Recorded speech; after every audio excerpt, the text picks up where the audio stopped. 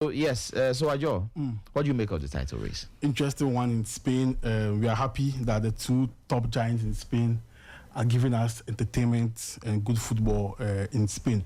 Before the season started, many predicted Madrid to win the La Liga because of how Barca set up with their new coach and the babies they have from the La Masia coming in to join the main team. So people wrote Barca off. But you see, Hansi Flick coming to Barca brought in a very good system. I always say system versus individual brilliance at Madrid.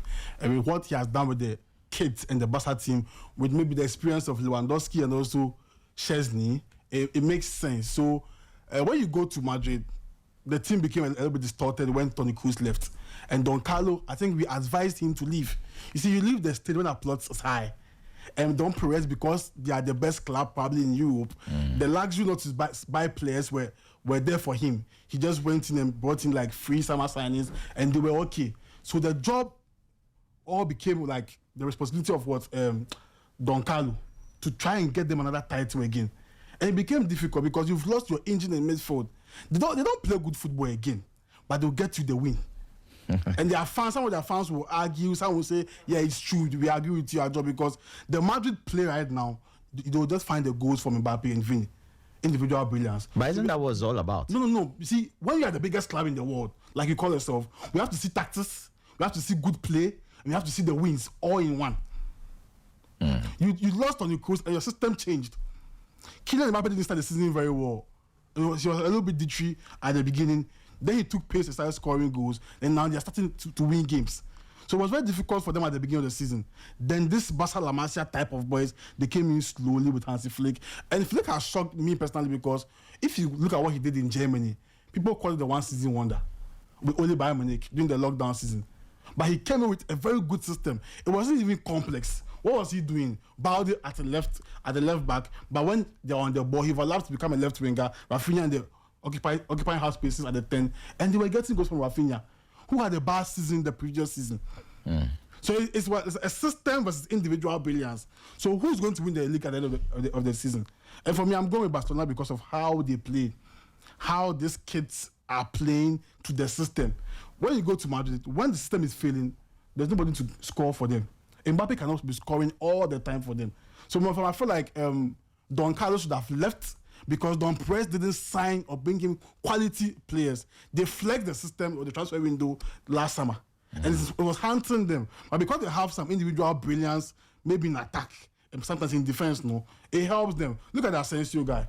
Fantastic when he came in to replace Militao when he got injured. So you see, so this kind of players are helping. Madrid is lacking in fullback areas.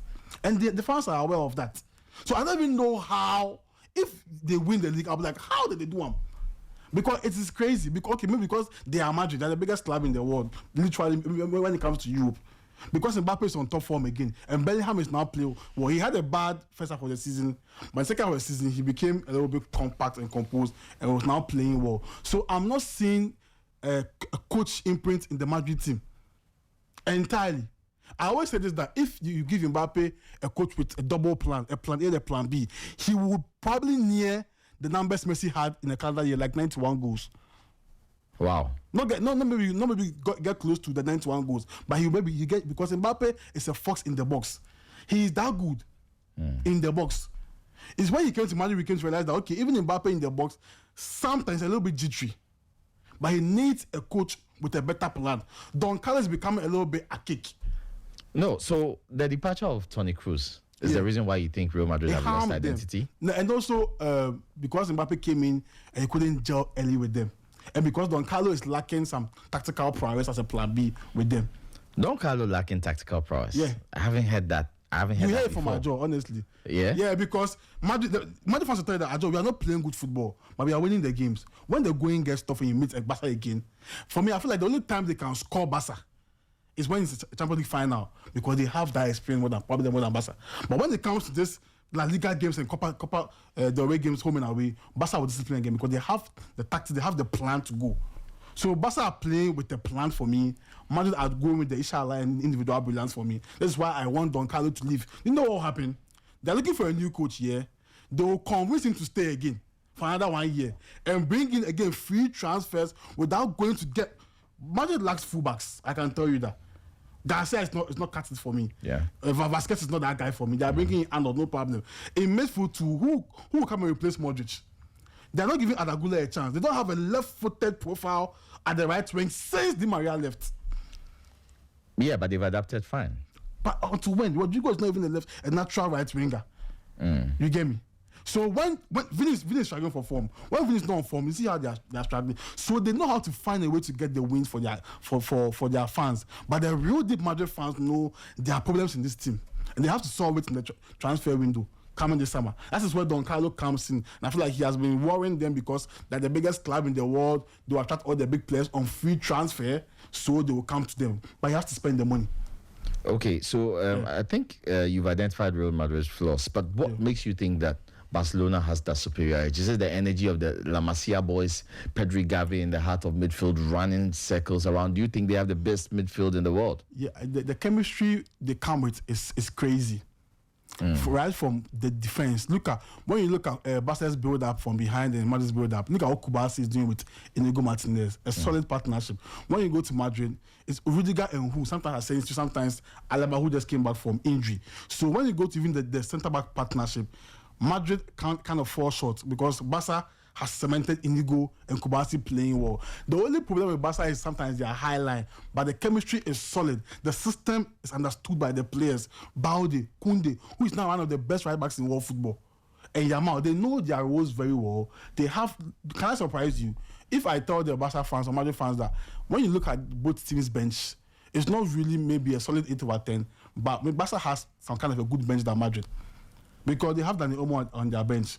When they start Casado, they bring in De Jong later. They have options on them as compared to Madrid, and they are good. They are used to the coach system now, and they play for fun.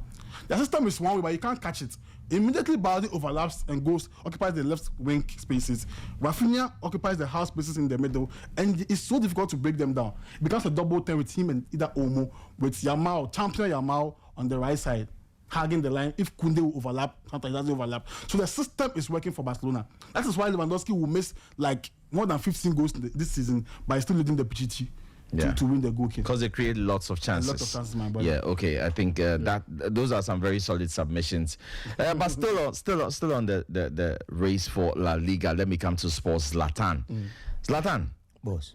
Adjor has said that Barcelona are clear favourites. The table doesn't tell that tale. A 3-point difference could go anyway. 2 losses and you're down. 2 draws and you could be off. So, and owing to the fact that both of these teams are playing in the UEFA Champions League, so their concentration will obviously and their attention will be divided. Do you think that Barcelona have put themselves in that superior position where Real Madrid and Carlo Ancelotti will not be able to catch them? I think, you see, being on top of La Liga will always give you that feeling that you're on top of the world. And this is Hansi Flick, his first season with Football Club Barcelona. As a Barca fan, we have to sit down and analyze the tactical prowess of Hansi Flick and also understand and accept it factually that he's doing so well for the club. Put Xavi aside and Ernesto Valverde, what they did, this man is showing different style of play at Barcelona. But their opponents, their arch rivals, Real Madrid. You see, in a season where we are criticizing Kylian Mbappe, Carlo Ancelotti, that they are not doing so well up in their game, but they are behind Barcelona. This season as we speak, you see, Mbappe didn't start well. I know Barca fans too believes Lewandowski is the best man there. But as we speak, the Pichichi, to win the Pichichi. So La Liga is not only about the team being fit, it's about grinding results. You don't need your team to be 100% before you win a league. We are talking about Ancelotti. This season alone, tactical changes, tactical lineups. He has used over 40 different lineups because clearly what Adjor said, I side with him at some point. There are injuries. You see players who are midfielders playing as fullbacks at a point, but still they get their results. Yeah. Then you ask yourself why. Clearly, you don't need your right back to play at the right back position before you win.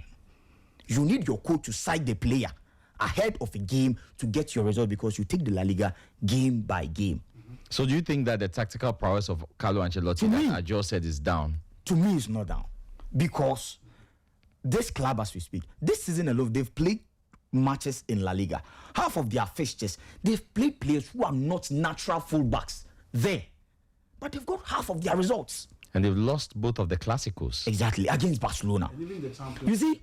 even the Champions League, they were a little bit exposed by some small teams. So, Yeah. in the Champions League, you'll be exposed. But how come they are just 3 points adrift? That's the point. So we have to accept the fact that Carlo Ancelotti and Real Madrid know how to fight for the league. And they have a point and they will do it. So to me, giving up is not an option for Real Madrid. Because in a season where we all are, crucifying Kylian Mbappe that he's not doing well, he's having a goal behind Robert Lewandowski, 2 goals. I think it's Lewandowski was 25-22. 25-22. Yeah. This is Robert Lewandowski against Kylian Mbappe, Lawton. You look at the penalties, 23. 23. Okay. So take penalties aside. Clearly, Kylian Mbappe is even doing well than first season for Robert Lewandowski in the La Liga. Which should tell me something. Put the Vinicius Junior disasters aside. This is Real Madrid. You know, home record for Real Madrid this season, after 37 games, the best team in La Liga, home record, is with Real Madrid, not with Barcelona. Yeah. Why? You can't come and beat Real Madrid at the Santiago Bernabeu just like that. So Barcelona won against Real Madrid in the El Clasico, but the league is a marathon, and Real Madrid know how to grind their result. This season, there are vulnerabilities in midfield and defensive areas. Clearly, they are lacking some key players, and we know them. There's no Toni Kroos, leaving Aurelien Tchouameni to be, being in the midfield just to expose the defensive area. Their centre backs go in and out. Their goalkeepers go in and out. Their right back, Dani Carvajal, is not available for them. Yeah. But they are still getting results. So 63 points behind Real Madrid, behind FC Barcelona. Clearly, Barcelona are playing so well. But there are some tactical flaws with Hansi Flick's system that we have to analyze. This season alone, they got their first shock against Osasuna. Yeah. 4-2. Why? Because he rotated. Why did he rotate that team? He had a very solid squad from the start of the season, dominating, beating Real Madrid. But ahead of that game against Osasuna, they were having a tie in the UEFA Champions League against Borussia Dortmund. Yeah. And because of that, he had to do that rotation. So drastic rotation. So Barcelona, as we speak now, prioritize even the UCL.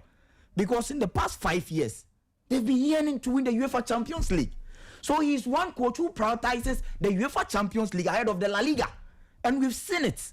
We saw their game against Real Sociedad at the Real Arena. Yeah. He went there to play the high line. That was their first time they were shocked by Geraldo Becker. That one goal, which broke FC Barcelona's high line. Why? Because there was Ronald Araujo in that team. This season, Ronald Araujo have not started even 10 games for FC Barcelona because the manager does not deem him fit to play that tactical play. Kubasi and then Inigo Martinez will be giving him. So Barcelona are on top of their league, not as if they are saints. So you think the Champions League engagement will have a big say on where the title goes? On where the title goes. Yeah. So Barcelona, they are willing to keep themselves in the UEFA Champions League. They want to grind their results out and then win it. Real Madrid are champions of this UCL. They don't have to think twice to beat us now. They'll just move past them. All they have to do is just be steady behind FC Barcelona in the La Liga. This season alone in FC Barcelona's campaign, they have 2 players who are very, very prolific aside Robert Lewandowski, Lamine Yamal. Lamine Yamal was injured ahead of match week 22. Barcelona drew that game. Match week 23, Barcelona drew that game. Match week 24, they were defeated. Why? Because clearly, aside your tactical and pressing prowess, you need players who are individually brilliant like Lamine Yamal to show what they can do, to at least exploit your opponents. In their last game, they played without Rafinha. Their manager complained that Rafinha is being overloaded, so he's not fit to play for them. So their defensive shape is there. But Adjor made mention of some key players who will be coming from the bench. Over the weekend against Girona, report from FC Barcelona says Dani Olmo is injured and he will be out again. So he's not a reliable player for FC Barcelona. So you think the squad there? So just as Real Madrid have their flaws and vulnerabilities this season, but they've managed to be behind FC Barcelona 3 points. 3 points. It's not easy. So you think that when both of the teams, of course, they will be engaged on the European front, they'll be fighting on 2 fronts. You think that when both of them don't have their best 11, Real Madrid has the advantage? Exactly. Wow. Okay. Okay. Zlatan, let me hold it there for you. Let me move to Aiden. Aiden. Yeah. you've been quietly consuming the data that's coming across. Now, let me just find out. Do you think Real Madrid are handicapped in this fight for La Liga? Definitely not. First of all, before I begin, I'm a proud Athletic Bilbao fan. Oh wow! So I want to get that out there before we. Since when? Since Iñaki Williams? No. Since the Williams Before Iñaki brothers? Williams. Before? 2013. Since 2013? Yeah. Munian. When they came to dominate United with this Raul coach. Garcia and his Marcelo Let me Bielsa. expose him. This guy's a United fan, not mine. Please expose him, Adjor. Bring it out. He's a United fan. Like me. Who is bleeding? Yes. Like me. I'm a United fan. So he found happiness in Nike brothers and he went there. Oh, bro, Charlie, don't do He's that. telling lies. Don't do that They know him. because look, as a United fan, we won for so long. We are struggling now, but don't forget that blood remains red. No, I understand that. Bilbao is also The red. blood has don't changed. worry. We will still face the Stratford end and sing glory, glory, Man United. but the You truth- have to believe. The truth behind the matter is, I'm a United fan, yes, Yeah. but I'm also an Athletic Bilbao fan. When Okay. it comes to Spanish football. Okay, so you have different teams in So different I countries. started following them in 2013 Oh, wow. when they beat Manchester United in the Europa. So that So victory. that was when I started, following them. So it was way before the, Inaki's debut. But what team do you support in Ghana? In the Ghana Premier I'm a League? proud phobia. You are phobia too? Yeah, Oh, right. Okay. I didn't ask Adjor, but I'll come back to him. definitely. Yeah, but anyway, you said Real Madrid are not handicapped. Definitely are not handicapped. I kind of side with Zlatan. Zlatan. When you are matching their first 11, taking away the injuries, Real Madrid are the best. But in reality, there are injuries in the game. And I don't think Real Madrid are handicapped because there are midfielders who are now playing centre-backs and they are playing it well. There are midfielders who are playing as full-backs and they are playing it well. Because Real Madrid, they demand results. So if you are being played out of position, you should come in and deliver. That is the spirit or the fighting spirit that the players have in them or is demanded from them. So I don't think they are handicapped in this situation at all. You see, to check this season alone, we are talking about Real Madrid playing players out of their position. They've conceded 29 goals. FC Barcelona, with their players that they trust very well, Hansi Flick system, flick ball over the weekend, they'll be jumping here and there. They've conceded 28 goals. Real Madrid 29. Okay. So both of these clubs, why should we condemn the other that they should give up on fighting for La Liga? Meanwhile, we've conceded 28, 29 goals. What shows that you are superior than me? But the difference is in the attack. When you look at the numbers, the goals. That's what makes all the difference for Barcelona. Real Madrid have a single player who is matching up to the best player, the goal poacher for Barcelona this season, who is not even in his fine form that we know, Kylian Mbappe. 22 goals. He's not yet up there what we saw at Paris Saint-Germain. So clearly they have... I think he's up there. Because you cannot compare. So the reason why we are saying he's not up there is because of how he started. Okay. Yes, and how he started. But this there's no guarantee that he'll get up there. There's no guarantee. Exactly. But he's definitely on an upward trajectory. Exactly. Definitely. So that's Kylian Mbappe. In a season that we've seen Real Madrid playing with that Toni Kroos-like football, this season alone in their midfield, if you check ball progression from their midfield, they have less than 30. They don't progress the ball from the midfield. Yeah. It is either they are moving from the back to the attacking third, just for the players to do what they will do from the wing play. The midfield is not working for Carlo Ancelotti. And the season is on. French players, some are injured, but still they are behind Barcelona, 3 points. So to me, if Barcelona wanted to be superior ahead of Real Madrid, I think they should have been leading by 5 points. But we saw Barcelona too struggling when they were playing without Lamine Yamal. Okay. Yeah, so that could also be a factor. That's the fatigue. Okay. And they are not ready to accept the fact that Ronald Araujo is not that player type that Hansi Flick needs. Hansi Flick from Bayern to Barcelona, we've seen that he loves centre-backs who have that accuracy, holding the ball and then passing the ball. Clearly something that Ronald Araujo lacks. And every Barcelona fan knows this. Okay. Due to that, just during midweek, the outstanding game, they were forced to play who? Inigo Martinez. After that game, controversies that he's not even qualified for the game. Right. So the coach is proving to us that without Inigo and Kubasi, there's no one who can play like he wants. All right, let me come. Adjor is facing you, so it's not even the face. I like his celebrations, but you see, let's assume both teams are at par, like in attack and in midfield. Now, one position where Barca are going to use to win the league or beat Madrid this season is the fullbacks. People underrate fullbacks in the game of late or in recent times. But you see, when you have Balde, what he's doing, people don't even give him credit for it. And when you have Koundé, understanding when to overlap, when to join the defense to make a three-back system and free Yamal, and you have Pedri doing all the recovery balls in the midfield, it's an advantage. Look at the fullbacks of Real Madrid. Mendy kind of struggles sometimes. Garcia kind of struggles sometimes. At the right to Vasquez, it is only when he's not even good. Exactly. It's only when Valverde plays there. Even in the Champions League, that we see more of him. They play Vasquez more often in the La Liga. So I feel like even when it comes to the fullbacks game and with the system working for Barcelona, there's a slight edge there. Because let's assume, okay, this is I don't want to compare Barca's midfield and Madrid's midfield, but I know who's outshining who. In attack too, maybe it's equal because of the striker scoring similar goals, or maybe Mbappe getting close to Lewandowski. But in the what Balde and Conte does for this system, it wins you titles. Even though they are young guys, a coach can map up this same system and put world-class fullback there, and he will win the league. I don't see that with Madrid. That's what I'm saying. They will depend on Kylian Mbappe, and I hope that Vini will get form from this Arsenal game. They come enter the La Liga inside later. Yeah. So for me, I feel like Barca will edge out and just win the La Liga, and Madrid will probably go trophyless or win the Copa del Rey. And you see, with what he said, you're a Barca fan, right? Yeah. Cool, I like that. What he said with Araujo and the defense is true. I feel like I can agree with him because he should have left. Yeah. For Juventus. Yes, Yeah. or even I come think he should have made that move. or go to England or wherever. Yeah. Because this Inigo Martinez guy is 33 years old. He came to Barca. They kind of abused him at the beginning. Yeah. Before that, chemistry and telepathy between him and Kubasi became very, very solid. Yeah. Now it is there. You cannot change it. You cannot lack when it comes to your ball playing abilities. So when this guy is not injured, you're not going to play. And you see yourself as a bigger player than him.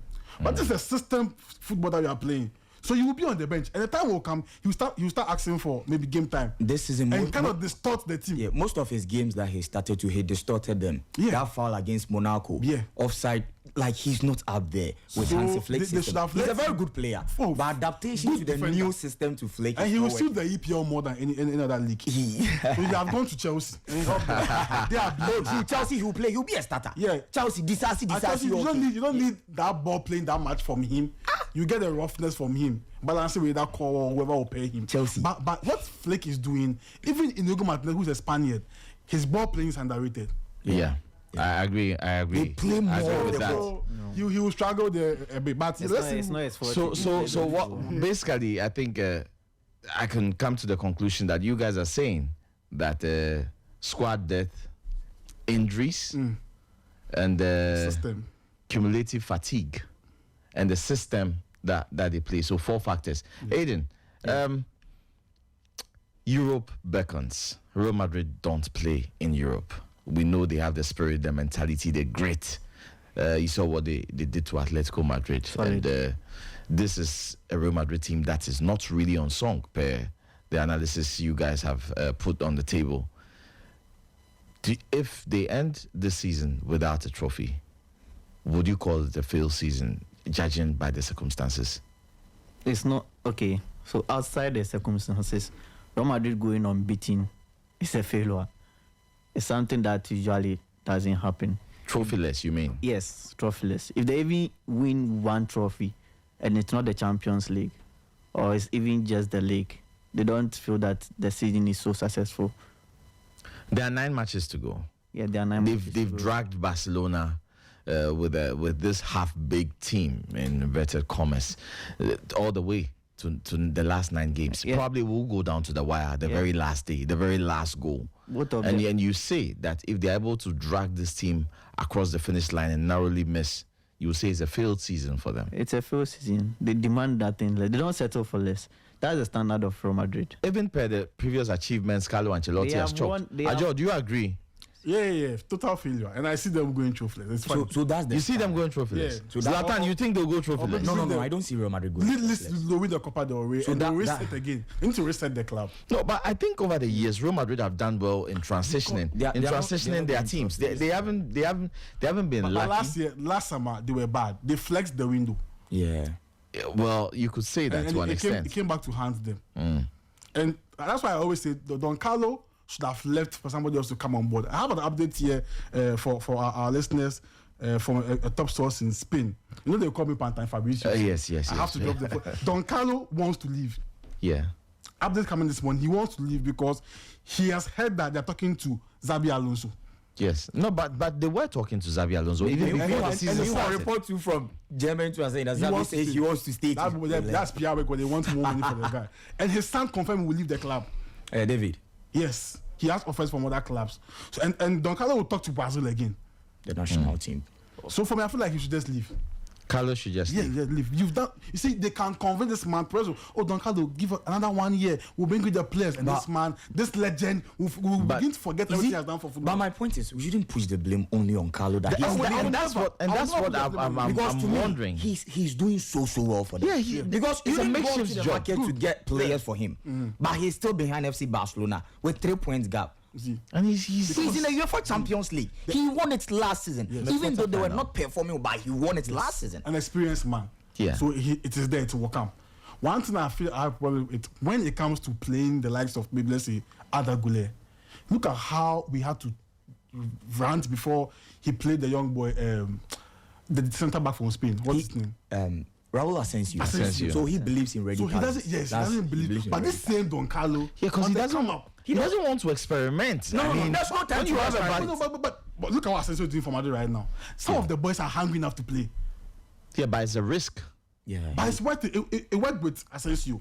It can work with Arda Güler if you start playing Bellingham at his natural box-to-box position and play Arda Güler 10. Yes, but you'd agree that Bellingham has sacrificed his position to become a number 10, and he's doing well too there. Yes, so I feel like, you see, people keep saying that Jose Mourinho is being archaic now and his tactics is going. I feel like what is keeping Don Carlo active is what? His good man management skills. He will have it 100% for life. That's his big attribute. You can't take it away from him. So he knows how to control these boys and their ego. And the boys will always play. Every player will play well for Don Carlo. So if he meets a coach with a different tweak of system, then he's found wanting. That's my little problem with him. And it's normal in football. Even the Don Pep himself. Yeah. Tactically, he has been beaten this season by so many teams. Yeah. So Don Carlo should just leave the stage where the applause are high and just move on. Let somebody else come and take the team. Let Don Perez buy players and stop the free transfers that he's doing for the club now. So it's Barcelona for Adjor. Aiden? Me, I'm torn between the two because clearly from the beginning of the season, it's been Barcelona up for a while, Madrid up for a while, Atletico up for a while, and Barcelona has come on top again. We all know it's just 3 points. Anything might happen. Fatigue, tactics, injuries, anything might happen. And there's a long chunk of matches left to decide the league. So it doesn't matter how many goals you are going to score. So far as they have the same point, Madrid have to beat Barcelona. Because Spain is judged on head-to-head, not goals. So Madrid has to beat Barcelona. So the Athletic Bilbao man says that you sit on the fence. Zlatan says I believe Real Madrid will put up a fight. Real Madrid will put up the fight. Can they win it? Yes. You're a Barca fan. Well, he's a Barca fan, but he's looking at it. He's the best pandit in Ghana. He'll make a strong claim for that throne. Bilbao will decide the league. Bilbao will decide the league. Course, yeah. Look at him. The Bilbao man says that they will played decide it. goalless against Osasuna. And they spoiled the investment. To stop my investment from growing, and then how can they decide the You're league? on top because I beat Madrid. Oh, wow. So I'll decide the league. When I score you, Madrid will come back on top. Don't worry. But can I ask him a question? The name is Zlatan. Yeah. You're a Barcelona fan. Yeah. Yes. Obviously, you have to rally behind your club.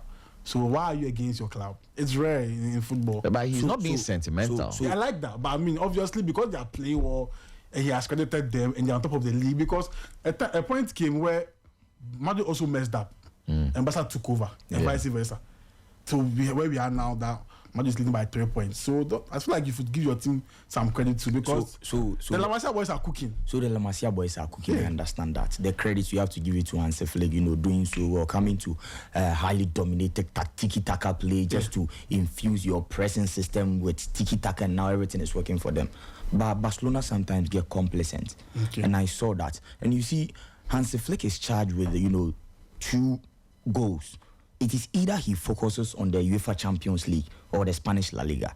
The reason I'm saying this is that Barcelona are yearning for the UEFA Champions League for years now. And this season, they're in the knockout stages. They want to outperform their opponents. They'll be playing against Borussia Dortmund, right? Yeah. He has never lost a game against Borussia Dortmund. But funny enough, we can mark it here today. Ahead of that game, the Spanish La Liga fixture, he will rotate onto. You see Gerard Martin playing as the left back of FC Barcelona. And you know that player. Yeah, I know him. Different from Balde. Yeah. So to me, the backups are there. We saw Fermin Lopez from a successful Olympic Games. He came back. What are the guys' minutes for FC Barcelona this season? Fermin Lopez. Yeah. We saw him play against Girona over the weekend. He came in after the midfielder who was injured. Clearly, the guy was not up there. The guy was rusty. So Barcelona is doing well, but man management. Why will fans be singing for Ansu Fati just to get minutes? Yeah, and the coach will say no. He doesn't see that. So Barcelona will win. But the moment you see players playing out of this season, Koundé is doing so well. Fantastic. One thing that we have to applaud Hansi Flick is just trusting Koundé, maintaining his right back, because I saw some coaches who came in. The moment you are playing big games, they'll just switch Koundé from the right back to the center back. Credit to Xavi on that. Very, very bad. For Ronaldo to play as the right back just to stop Vinicius Jr. Clearly, he's not mentally strong to face their opponent. But with Hansi Flick, he told him that he will trust him. If he will use him against Osasuna, then he will play him against Vinicius Jr. Right. And it's worked in the first leg. Yeah. So he's doing all this. But you can't go and get a player who is injury prone like Dani Olmo and rely on him. During the international window, he played less than 30 minutes. Yeah. He came back yesterday against Girona. He's injured. Why? From just missing a penalty kick. He's not fit. Wow. So there are loopholes in that Barcelona squad that we have to look at. We saw Lewandowski dipping in form, but now he's up there. Why? Because the midfield is cooking. The first half against Girona yesterday, the chances that they missed. Yeah. Lamine Yamal is doing so well, but you and I know his conversion rate is very, very poor. Slow. So he needs a lot of chances. He needs a lot of chances before he can just get you the net. Okay. So Zlatan, let me move to Adjor. I have a question for him. Okay. Mbappe's free kick against Leganes, does it count, or is just another assist from another player? Wow. We need some crazy education here with this situation. You see, one thing, Madrid fans will never listen, in the sense that what they know is what they know. You have to side with them, but that's not how football works. You see, when you go to the rules of FIFA, one thing you should get first is the definition of what a dead ball is. A dead ball situation. In football, even I got to learn from the weekend that even throwing counts as a dead ball. Yeah. So a goal kick, a corner kick, a free kick, a throw-in, they are all dead ball situations. Sequences or situations. So Mbappe, people started this thing because Mbappe has not scored a free kick before in his career. Someone used the word a direct free kick in his career before, and he's a big boy, so agenda will always rise against him. So the ball was there. It was a free kick. The question is, did Mbappe execute a free kick or not? My answer is yes. Did Mbappe score a free kick or not? No. He scored from open play, assisted by Garcia. Exactly. Because in association football, once the ball is in motion, regulation time, you are playing the ball. So whatever happens will count as an assist. So Mbappe played or executed a free kick, passed the ball to Garcia, and then scored from open play with a very good technique. You see, the whole narrative became Mbappe scored free kick, he didn't score free kick. To the extent that we forgot that the guy used a very good technique to score that open play goal. So because the ball moved from being like stagnant, it became an open play situation. And what? He scored from open play, not a free kick. If he wants to class as a free kick, he passed an indirect free kick. What happened was an indirect free kick. The ball has moved. Another example, you see, in Ghana here, when we want to call indirect, we feel like it's always in the box. Yeah. What happens in the box when it's an indirect free kick? A player will flick the ball to his You can't teammates. score on the first touch. Exactly. There has to be so let's multiple move that touches. situation in the box outside to that situation where Mbappe had a free kick. It's an indirect kick. True. So once he moved the ball is in motion. He has scored from open play, assisted by Fran Garcia. Yeah. So Mbappe has not scored a direct free kick yet. He executed an indirect free kick. That is the difference. Mbappe scored a free kick for them because this argument brought so many education for us and we learned it.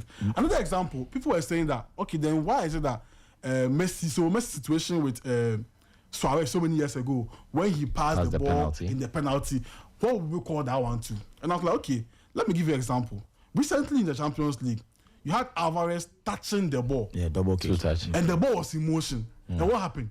Instead, he has missed The penalty. You go and check FIFA rules. There is no rule that states that Messi has missed the penalty. But you can use what happened with Balde to apply in the sense that, okay, Messi touched the ball in a penalty situation. He has moved the ball in motion for Suarez to score the goal. So Messi missed the penalty. It became an open play situation, and what Suarez scored The rebound. So once the ball has been moved, regulation time is open play. He has scored from open play. Yeah. So Mbappe did not score a free kick. He executed a free kick, not score a free kick. I think that's a very technical definition, Yeah, a lot but I of think it terms works. in football. I think it works. And finally, before we move away from the La Liga, because we've got other topics to delve into, let me ask Aiden. We're talking about Carlo Ancelotti, and Adjor mentioned that Brazil was on the books for him. Now, do you think he will succeed if, hypothetically, he's given that Brazilian job? Because we've seen that it's very, very difficult for national team managers to cross carpets to club football and vice versa. But do you think that if Ancelotti makes the switch to national team football, he will still make the cut? He will still be a top-class coach because you won't have as much training sessions with your team. We saw Hansi Flick coach Germany. We saw Hansi Flick at Bayern Munich, and we saw Hansi Flick at Barcelona. And we can tell that his system of play requires a lot of time and dedication. And obviously you don't get that at national team. They only come during international transfer windows, etc., etc. Very limited time to impose a system. So coaching a national team is quite different from club football. I think we are all agreed on that. Yeah. Do you think Carlo Ancelotti will be able to make that transition to national team football seamless? Easy. You think so? Easy. The reason why I say this is because Carlo, it's a management. It relies more on management, man management, rather than tactics. If you were a tactical coach, in that sense, from what Adjor said, it would have been difficult because clearly he would have needed more time to execute with his players. Yeah. But because he leans more into man management, he just needs to tap on the egos and the minds of the quality he has, because Brazil has quality. So he just needs The to. Black Stars have quality. They don't have a good man management coach. He just needs to feed on the mindsets of the players. The Viniciuses, the Rodrigos, the Rafinhas, the Marquinhos. He just needs to tap into their mindset. But you have to have a working template because we've seen. Look at the Belgian national team. There are so many examples of teams with great individual quality, but team play. Carlo has tactics. Yeah. But he's not that tactically inclined. He leans more into the man management And psyche. Yes, of the players. he leans more into the tactics, into the man management. So that's why I'm saying that he will be very successful at Barcelona, at Brazil. Yeah. Adjor, are you in agreement? Yeah. Brazil needs a coach, and it's sad when Ronaldinho comes out and is ranting. It's coming from somewhere because they have lost the identity, the samba play, the way that Jogo Bonito, like they used to call it. The Jinga. Jinga, thank you. They've lost it. They came to tap from the Europeans, and the Europeans also tapped from them. And the Europeans went and modified what they were doing, added some tactics in Spain, and it became theirs. And they now want to rectify that mistake they have done. And Pele, so rest in peace, used to tell them that this thing, you've changed our style of play, it's going to haunt us one day. Since then, the Brazil will know they've lost it. And now all they do, see, this is very interesting. You see, Brazil have become a pool of talents here, and they are losing that quality and natural organisms in their team because of one thing. Now, when you go to Brazil, every scout is there looking for players. because the Europeans know that Brazil is a home of football. So they'll go there, plug the talents and bring them to Europe. Estevao is coming. Hendrik is there. They've just spread the boys across. Recently, Tiger came. Victor Roque. Back to Palmeiras. It's not working. So you see, they are focusing on making money from these boys rather than letting them go through the Brazil process of ranks in the club side and getting even quality from there, making them ready for the European market before they come back. Neymar was in the Ballon d'Or before moving to Europe. Before moving to Europe. I agree with that. Yeah. Before coming to play for the national team. Yes. And they've lost it. And they stopped developing coaches. When Germany hosted the World Cup in 2006, they did some project football that they will share balls across academies and tertiaries and what have you in Germany. And they became the biggest team in the world when they won the World Cup. Now they didn't stop there. They started training coaches. Yeah. It was them Klopp, Tuchel, Nagelsmann, everybody. So Brazil lost that part of grooming coaches. They focus on only young talents to get money. Because if you go to Brazil, it's all about scouting there. So they've lost a lot of things. The Brazilian way, they have lost it. And Argentina has taken over and they're just enjoying. So he going there will bring some calmness to the national team. And also he will naturally impact the whole Brazil country's football system and to work for them. So I agree with Kwame if you say he should go there and work on their man management skill. But they've lost it and it's very painful. They've lost everything. How Brazil? Look at their midfield against Argentina. Very bad. But do you think Ancelotti will be a good fit to get something, maybe a trophy out of this Brazilian team? I mean, when he moves there, favorite for the World Cup, you can take Brazil again because he's a big coach. Because he knows how to massage the egos of top players for them to play for their. Imagine him encouraging these boys to play well for their national team. So they'll do well. That's why I wish Mourinho also came back to Portugal to take this average coach from there so that we can have fun with it with Ronaldo and Bruno and Co. So yeah, when he goes there, it's a good move for him. He should just go there like a retirement package and just enjoy football and games there. When you speak about the fact that Brazil stopped producing coaches, I'm just taking a look at the national team managers for Brazil. Okay. Mario Zagallo, Carlos Dunga, Tafarel, Carlos Alberto, Pereira. Oh. Yeah, they had a really strong list there.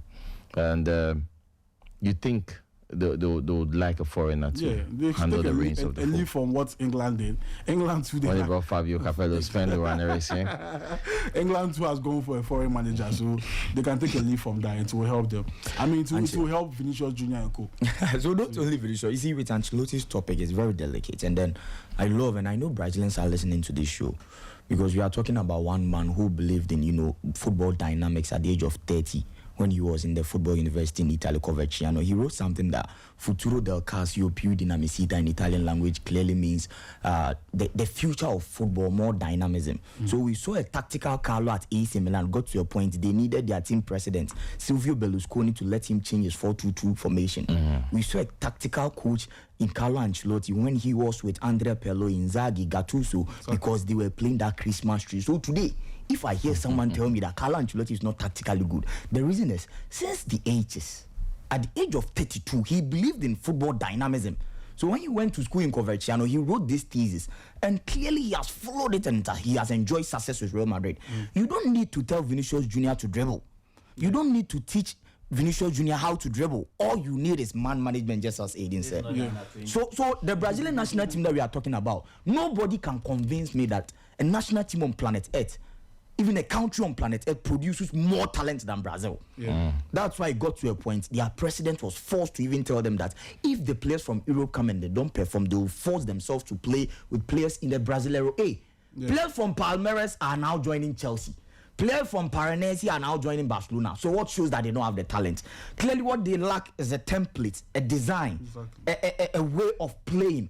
I watched them against Argentina, and you see Vinicius here, a guy who was knocking on the doors of Ballon d'Or last season. Even in that year last season, he was bad for the national team because over there, there's no communication. You can't talk about Real Madrid's success without mentioning Rodrigo Goes in the last 3 years in Europe.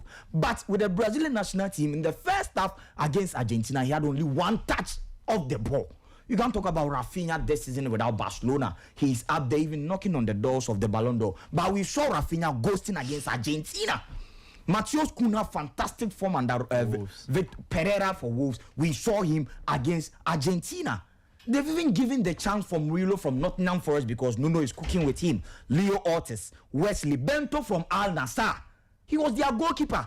So if there's no Alisson Becker, there's no Henderson, the only goalkeeper they have is Bento. Meanwhile, over the weekend, we saw the goalkeeper for Corinthians, Weverton, fine goalkeeper, but they chose to Bento. So clearly they lack a system, a design. They need a coach just to let Vinicius understand that in the national team, you are not playing the Real Madrid-Barcelona rivalry. You have to see Rafinha as your anchor player. You have to move the ball. We saw Rivaldo, Ronaldo, Ronaldinho. These were big guys playing for rival clubs in Europe. But when they are over there in Brazil, they play football with passion. The ginger, just as you said, because Ronaldinho knows. He dribbles 1-2, he closes his eyes, the passes for who? Ronaldo. Yeah. Where was Ronaldo? Somewhere at Inter Milan. Yeah. So these are players, you don't need to tell them tactically, do this shadow marking. No. Just let Vinicius Jr. understand. You dribble, you pass. In that game against Argentina, lose balls 2, only in the third year of Argentina, because clearly he was handicapped. He don't know what he's doing with the ball. His mind is not there with the team. You watch their demeanor in their clubs, and you watch their demeanor in the national team. The national team, there's no leader. There's no unity. So Ancelotti, for me, will be a perfect fit for them, but he has to face his fears over there. Because just 2 weeks, you are going for a big game. Just 2 weeks, you are going for a big game. You won't get the ample time to, side them more, for them to be what you know he can do for them. So, but at least he can bring back that dynamism in Brazilian football. All right, solid points made all across. We'll have to close the discussion on the Spanish La Liga and Carlo Ancelotti, also Hansi Flick and his Barcelona team. Just remember that this show is interactive. 0542571061. I think Sergio Manuccio is in the house and he's opened the phone lines, and definitely we'll be expecting your views and opinions. Keep the WhatsApp messages coming. I've got a few of them. Remember also that we are doing a watch along, as we always do, on European nights and Monday Night Sporty. Celta Vigo at home against the Las Palmas. The second half has just begun and Las Palmas have equalized.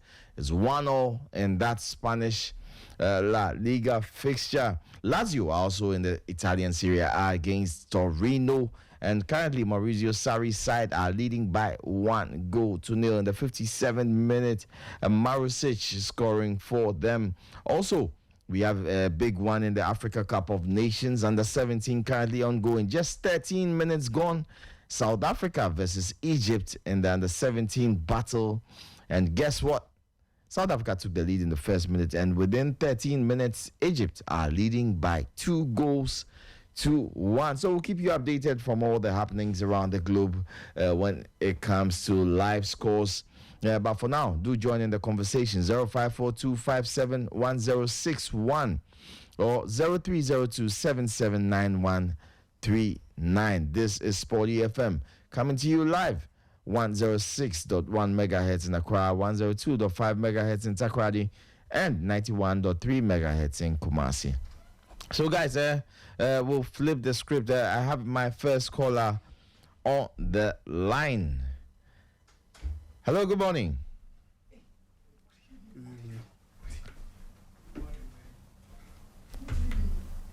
Oh, I think I lost him. Hello, good evening. Sorry. No, I lost him. Sorry, back to the conversation. So, guys, we've closed the discussion on the La Liga. We are moving to our next topic, which is the Italian Serie A. Okay, my caller is back. Hello, good evening. Hello, good evening. Can you hear me? I think I'm having difficulty hearing you.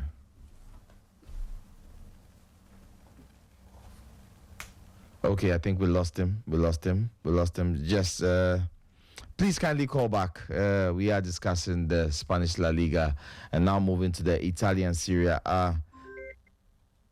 Hello, good evening. Yeah, hello, good evening. Right.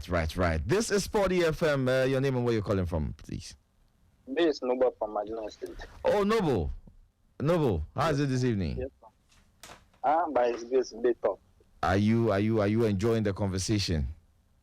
I'm really, even though I'm busy on the panel, not as a host, but I'm really enjoying your new panels too. Yeah, it's a solid squad. It's a solid squad. Adjor is here, Aiden, and also Sports Zlatan. Yes. Any contributions, please? Yeah, sure. Okay, so I want to make some few points with regards to the form of Kylian Mbappe when he arrived. I want to talk about the Carlos Ancelotti and then the politics at Real Madrid as a club.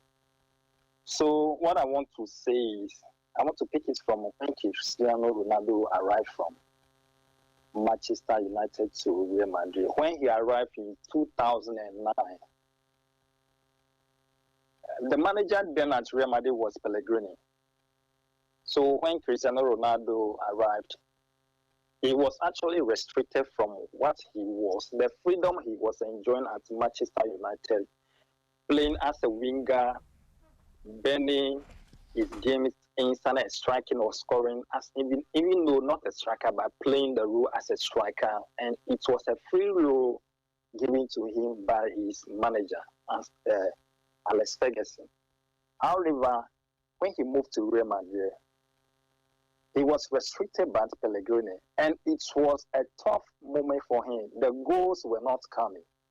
So it was as if Real Madrid fans were giving up on him. So what happened was that when Mourinho came over or replaced Pellegrini at Real Madrid, he actually promised Cristiano Ronaldo that I will restore you to what you used to do. And the goals started coming. In the case of Kylian Mbappe, when Kylian Mbappe arrived at Real Madrid, he actually made the likes of Jude Bellingham, who is also aiming for the Ballon d'Or individual accolades. Likewise, Vinicius, who is equally aiming for the same thing. And Kylian Mbappe equally moved to Real Madrid. You know, one of his targets, or one of the reasons why he moves over there is to win the Ballon d'Or.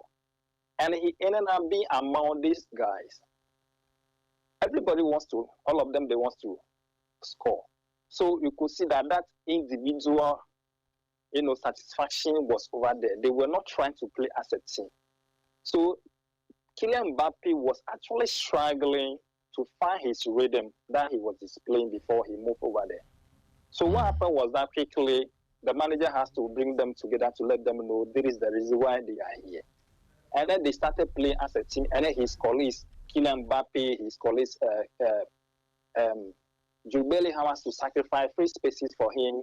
Vinicius also has to come on board to help Kylian Mbappe to find his rhythm. And the goal started coming. Moving from there, Ancelotti was the one who won the 10th Champions League for Real Madrid. Is that correct? Yeah, I think so, yeah. Yeah, he won the 10th Champions League for Real Madrid. But then he was at, PSG or so. That was when they moved into Real Madrid to replace Jose Mourinho. And he won the Champions League for them. Real Madrid is a particular club. It's politically enveloped. The club is politically enveloped with the sense that even their president is not appointed, but is voted through the ballot box. So they also read their manifesto to their followers. They make promises. They read their policies. Yeah, promises that this is what you want to achieve. And if they haven't achieved that, either you get sacked through the ballot box or you sack the manager that you brought in. So what happened was that when he won the Champions League, the 10th one for them, Ancelotti, the subsequent year, which was the following year, he was unable to replicate the same thing. Real Madrid is a particular club. They can never go without a full season without winning a trophy. If they haven't won the Champions League, the La Liga, they must win it. Or you going without winning either the Champions League or La Liga, it's a doom for you. You will get sacked because the fans will come after you. The investors will come after you as the president. They will come after you heavy. So as a result of that, he couldn't do it. What happened? They sacked him. He was let go of. They let go of him. And then he had to come back. So he is his second time. So what I'm trying to say, Should he try to finish this season without winning? Fine. Probably they won the Club World Cup this season. Is that correct? The Club World Cup, yeah, coming into the season, they are the defending champions there. So I would call it as a curtain raiser. But what they are looking for, either the La Liga, he has to win it, or the Champions League. Other than that, probably, I don't know what is going to happen. They don't even care. Real Madrid, they don't even care whether you've won them in the Champions League the previous year. But the moment you try to go a season without winning a silverware for them, they'll sack you. As I said, the whole thing is about politics at Real Madrid. Unlike when it comes to other clubs, it's just like they can talk over, let's give you the time, let's give you the resources to. No, they know that whatever you needed, they supply, they will give it to you. So they make sure you deliver. They don't want to listen to any excuse. Thank you. All right, Noble, thank you. Your point is well made. Enjoy the rest of your evening. And I have a few other messages on WhatsApp. Let me go through them quickly. Hello, SportyFM. Your topics and discussion tonight is cool. I am listening to you live inside Banana Inn. Shout out to Adjor, Henry Zako. Okay.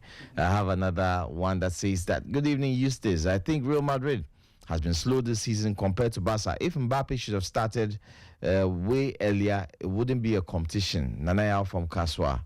A nice explanation, Adjor. That goal from Mbappe wasn't a free kick. He can never score a free kick. Joseph from Achimota.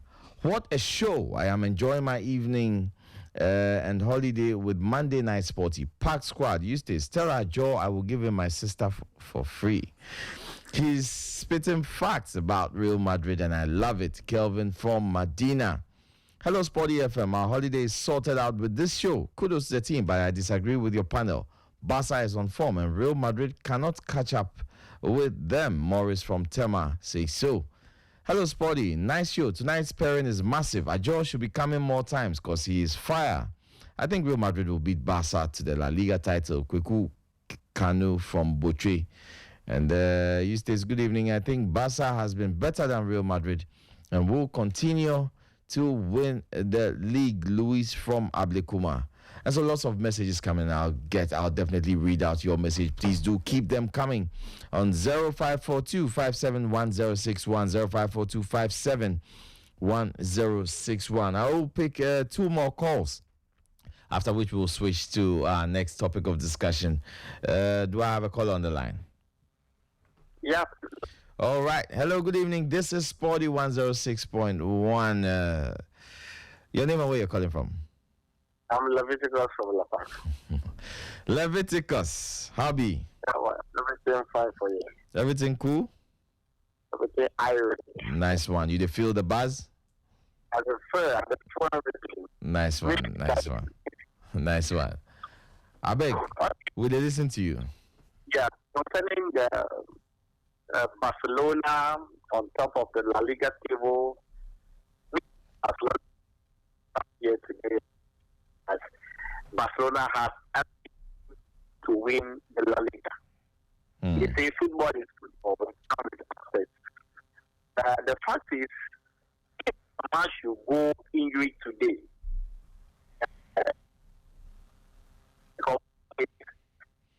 Leviticus, I think you are breaking up. Can you reposition yourself or move a bit from you? There are still breaks in there. Is it okay now? Yeah, I think it's better now. Please go ahead. So if Yamal should go on injury today, a lot will happen to Barcelona negatively. So they should pray that Yamal should be fit, the whole team should be fit, and with Hansi Flick, everything can be all right.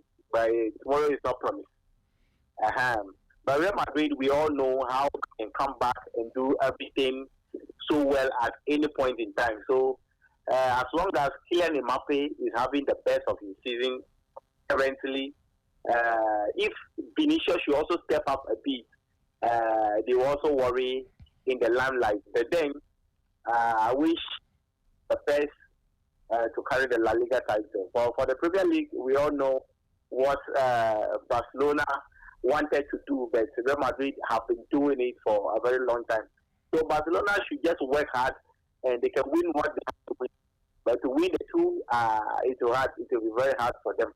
I wish them well, and that's my team. So they shouldn't be too happy with where they are right now. Real Madrid is just 3 points behind them, and they can overtake them at any time. Thank you very much. All right, Leviticus, thank you. Also, enjoy your evening.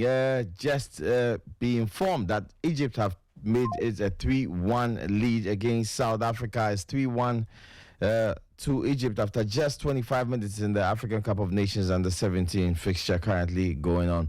Celta Vigo and Las Palmas is still 1-0. Lazio are still in charge after 80 minutes against Torino. It's 1-0 as we speak. Do I have another call? Yes, I do.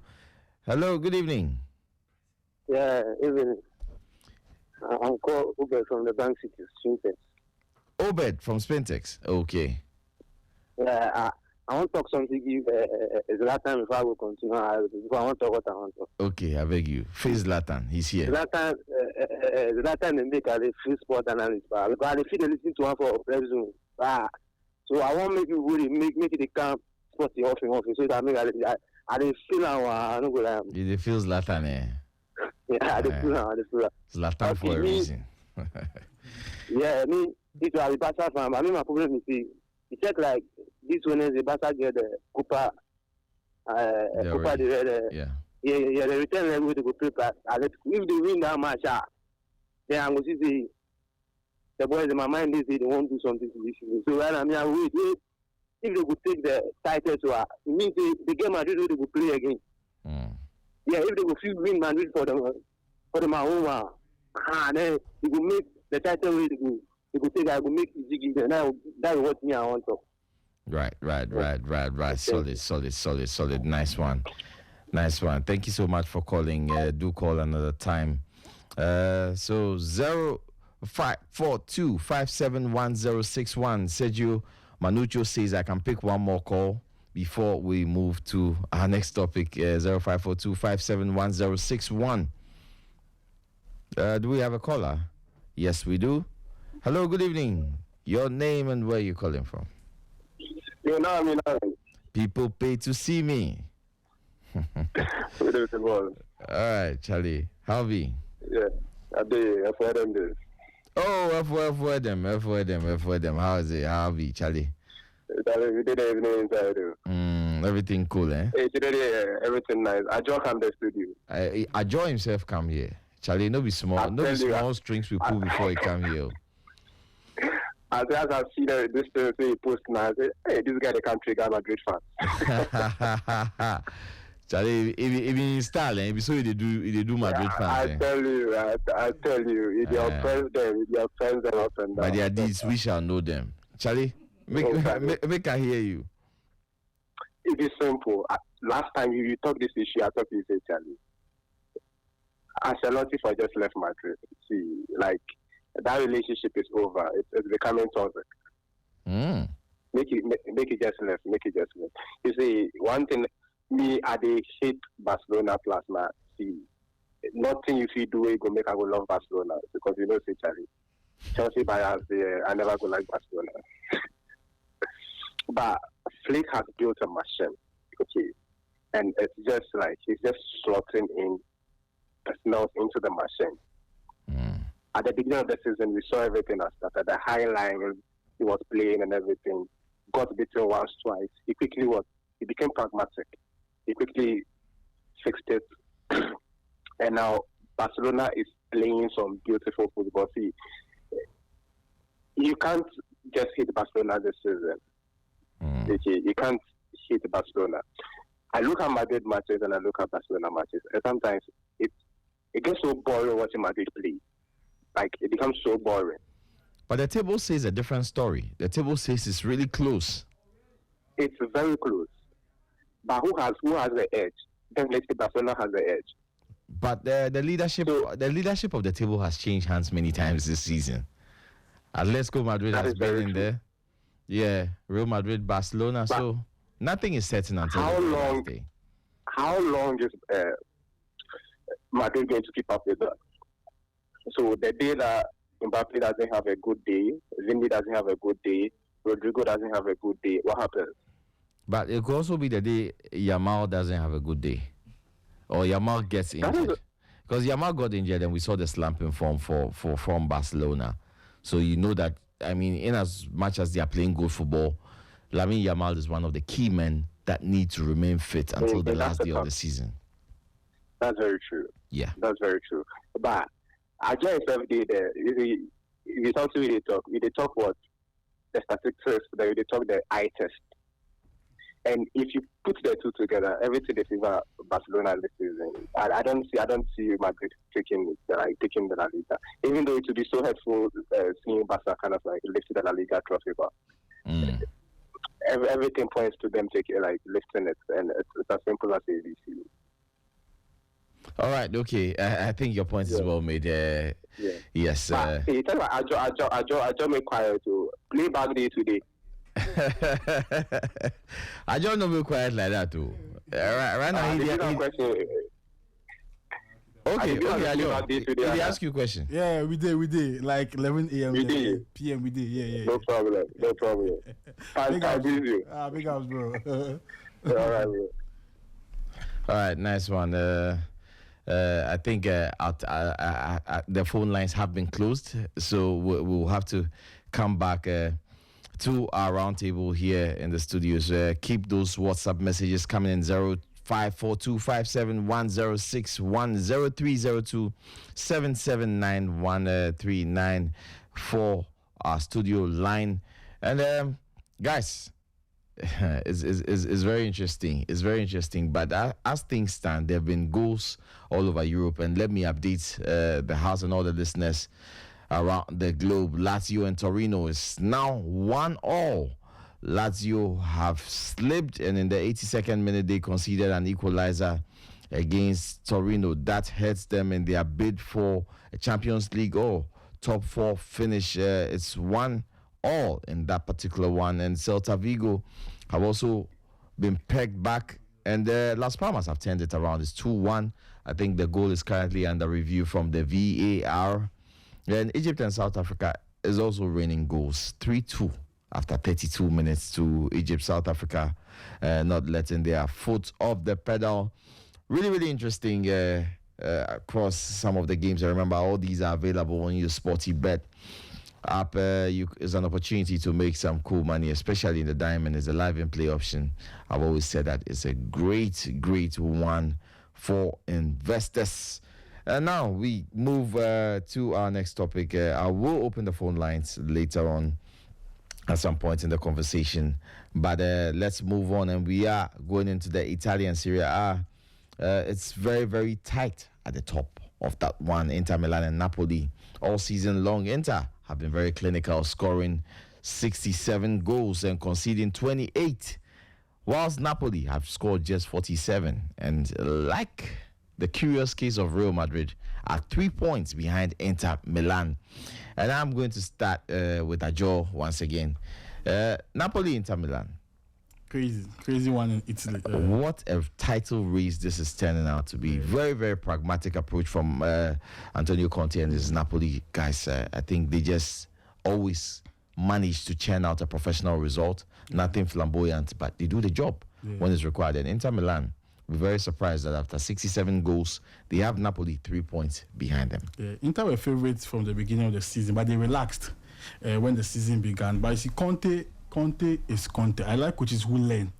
You see, when he was at Chelsea and Tottenham and the teams he has coached, he was playing the 3-back system. A typical 3-4-3 or 3-4-2 with double tens. But if this typical coach began his career with the 3-back system and he evolves to 4-3-3 with flat midfielders, Antonio Conte has learned something. His ego is that big. I was doubting that he can learn, because when you watch his past record with players, it's not too good. Remember the incident with Diego Costa, how he fought with players before he left Chelsea. But he was also very weak in the transfer window at recruiting players. He has improved on that also. He brought in the likes of Billy Gilmore, he brought in Neres, he brought his boy back Lukaku, and he has found a way in the 3-man midfield to communicate well with them. So now he can play Billy Gilmore, who is similar in profile with Lobotka, and it works with Anguissa being the base at the midfield. So he has found a way to evolve as a coach, and that's for me a top plus for him. He doesn't have the materials on the bench to rotate the French players. So obviously, if Inter has surpassed him now in the title race, it makes sense. Next season, he should demand, because I don't see them winning the trophy. That's the painful thing. Why don't you?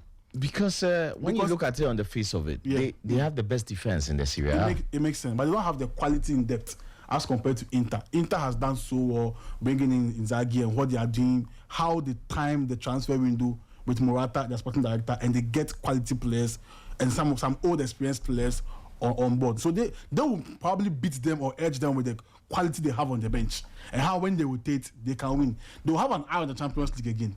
But when they rotate, their players became a bit like a discal on the field. But this is a good coach who has made sure that they are active and they are playing well. So you see, Napoli gave a little bit of a gap, but he has closed the gap and edge past Napoli again. Inter gave a gap, but he has closed the gap and edge past Napoli. And I feel like for Napoli, they've done well. Conte has done well, because if you look at what happened when their former coach Spalletti left, he left, and the team became so open. The president became so not serious with who to bring. There was same situation alone. How many coaches in world football will come and just calm the storm and do what Conte is doing? So I'm happy for him. He's a world-class coach. No doubt about it. He has proven it. It's only Spurs that you will come there. That I spoke to Vertonghen, I think last month via a video call, and he was like, when they begin the season at Tottenham, they love what is happening there. They believe they can even win the EPL. But when one key player gets injured, it derails or kills the spirit of every player. They're like, but then they're not serious. Somebody like Bissouma like this. Yeah. We saw Bissouma before we saw the likes of Caicedo and Co in the EPL. But look at him right now. He's a joke. The progression. It's bad. Yeah. So if the mentality of Spurs players is that when our key player is injured, we cannot do without him, maybe Harry Kane or Son, or maybe, let's say, the defenders, it's bad. So he explained to us like, okay, then that is why Conte, no matter what happens at Spurs, it won't work. He will fail there. That's why he left. So he showed us that he's a very good coach, and I'm hoping that they will bring him some also quality players next summer. Then he can compete well with Inter. If they win the league, I'll be happy for them. But the way Inter have that depth in squad, I feel like they'll win the league again. Zlatan. Yeah. So, Inter have one eye in Europe. Yes. They are fighting on two fronts. Napoli can fully focus on the league. You don't think that tilts the title race, the Scudetto race, in Napoli's favor? So the tilting will be there. The competition is there due to the gap that they have at the moment. But 3 points is not exactly a gap. just like what we are having in the Spanish La Liga. Yeah. But here we are talking about a coach who loves to play with players who are fit than Billy Gilmore. We all know that. So clearly he made offers to bring in some players, but no Okafor is injured. Frank Zambo Anguissa too is injured. Anguissa is injured, yes, Two currently. players who came in for him. And this Napoli side, we have to accept the fact. Aurelio De Laurentiis, after 2022-2023 season, Victor Osimhen, the Kivika Kvaratskhelia season, they just left to PSG. If you check that set, the players who were playing for them, this season, Conte is forced to play Ramani as a centre-back. Yeah. This guy was on the bench for AS Roma 4 years ago, not playing football. But this season, he's a starter. So it has affected them in the way that the Conte we know love to defend. The Conte we know love players with that physique. But this Napoli side, they don't show that. Yeah. In their last 5 games, before this win, they drew against Venezia. Ahead of that game, their last 5, they were not having no better results. Draw, defeat, draw, defeat. And that's why they are trailing by 3 points against Inter. Inter find our eye in the UEFA Champions League and also the Italian Serie A. But as we speak, if you want to talk about world football in Europe and also domestic, you can't talk about the best squad depth without Inter Milan. You can't go away with the squad depth that they have. Even this season, Marcus Thuram is not on top form for them, but he has double figures. He got those double figures ahead of Romelu Lukaku. The top goal scorer for Napoli this season is Lukaku. 11 goals. The top goal scorer chart in the Italian Serie A is now 5th. Compared to Moiskin, Fiorentina are not even struggling to win the Italian Serie A. But Moiskin has goals than Romelu Lukaku. because it got to a point the city of Naples were asking, so why then didn't you at least talk to Victor Osimhen for him to stay? Because we've seen what he's done for us. He's a proven winner for us there in Naples. But Conte came in, he said, no, I have my darling boy. He worked with me at Inter Milan, and I want him here in the city of Naples. He has struggled throughout the season. Now he has 11 goals at the dying embers of the season. And the inconsistent stability in managerial roles at Napoli too has affected them all to Aurelio De Laurentiis. After Luciano Spalletti, they brought in Materazzi. They brought in Rudy Garcia to coach the side. The system just went off because we saw Luciano Spalletti raising the bar. For Napoli to at least win the league in the last 50 years was not a fluke under him. Instead of maintaining that standard, he brought in coaches who were not even closer to Luciano Spalletti's CV. But now they have a coach who is ahead of Luciano Spalletti for me. But this coach is playing just like Ruben Amorim because he's playing not with his players. If you check the system, what Conte plays, what we saw at Chelsea, what we even saw at Tottenham Hotspur, clearly these guys are implementing it. But from the 70th minute this season, they've lost 7 games. And these are games they conceded after the 80th minute mark. Why? Endurance. They can't endure. Over the weekend, Napoli beat AC Milan by 2 goals to 1. Again, they conceded a late goal, and this was a game where they had to close shop late on. Exactly, but back to the Napoli conversation. Lukaku on target as well as Politano. You were making a point about the fact that Napoli conceded late on. They actually conceded 2 goals. They were lucky to have had a missed penalty against them. It would have easily been a draw. But you look at that and you juxtapose it to the fact that they have conceded just 24 goals. So with those 24 all season goals, long. 24 goals. That's the best in the league. Averaging 0.81 per game. Yeah. So it will be hardly for them to concede. So the problem might be offensively. Because this isn't alone. You see, if you calculate from Opta, they will let you know that Napoli, the number of touches they have in their opponent's box, you multiply with the possession that they normally have. Their expected XG is ahead 60. Expected XG is ahead 60, but they have how many goals? They have 47 goals. Meanwhile, if you compare the number of possession they've enjoyed, the number of games they've controlled, the number of touches they've had in opposition boxes, they have to be scoring beyond 60 goals. Why? Because their offensive prowess is off this season. Who is their winger? Politano. Not even natural. David Neres. Romelu Lukaku. Misfiring Lukaku. It got to a point they were angry with him. They wanted him to leave because he was not pulling through for them. And that's why the Conte type we know, defensively they are the best club in the Italian Serie A. But you can't win the league only defending, not allowing your opponent to score. So you go into games to defend. Why don't you score? Because you need your goals to get you the 3 points. So clearly in their remaining games they'll be playing against Inter too. And this Inter side is one side that no matter the rotation that they'll do, this season alone, in the absence of Bastoni, we've seen Acerbi playing so well. Yeah. He's a veteran. Acerbi for me on any day is one of the fine centre backs we have now. But people don't rate him that much. Why? Because he comes in, if a key player is not fit, he performs so well. DiMarco there. We've seen Fratesi on the bench to replace DiMarco multiple times. You can't talk about Inter Milan and ignore their depth. Let's go to the goalkeeping area of Napoli. This season, Napoli, they have a goalkeeper, clearly who concedes. Not only, you see, the 24 goals. Analyzing those 24 goals will let you know that defensively, you see the team doing so well, but he will still concede. Out of the 24, 16 clearly were his own fault. Their goalkeeper. Wow. 16 goals. Yes. So that's what. Direct errors. Direct errors. 16 goals. So the problem here is, no matter how tactically your coach is good, on the field of play, there's no coach over there. He's just on the touchline. You need a certain quality to just implement what you want them to do, to implement your brains. The brains are in Conte's head and we know it. But the people on the pitch, to implement it for the city of Naples, to me, they are not capable. Because you can't tell me that your goalkeeper Meret will be conceding 16 goals out of his own mistakes. Why? Poor area ability from Meret.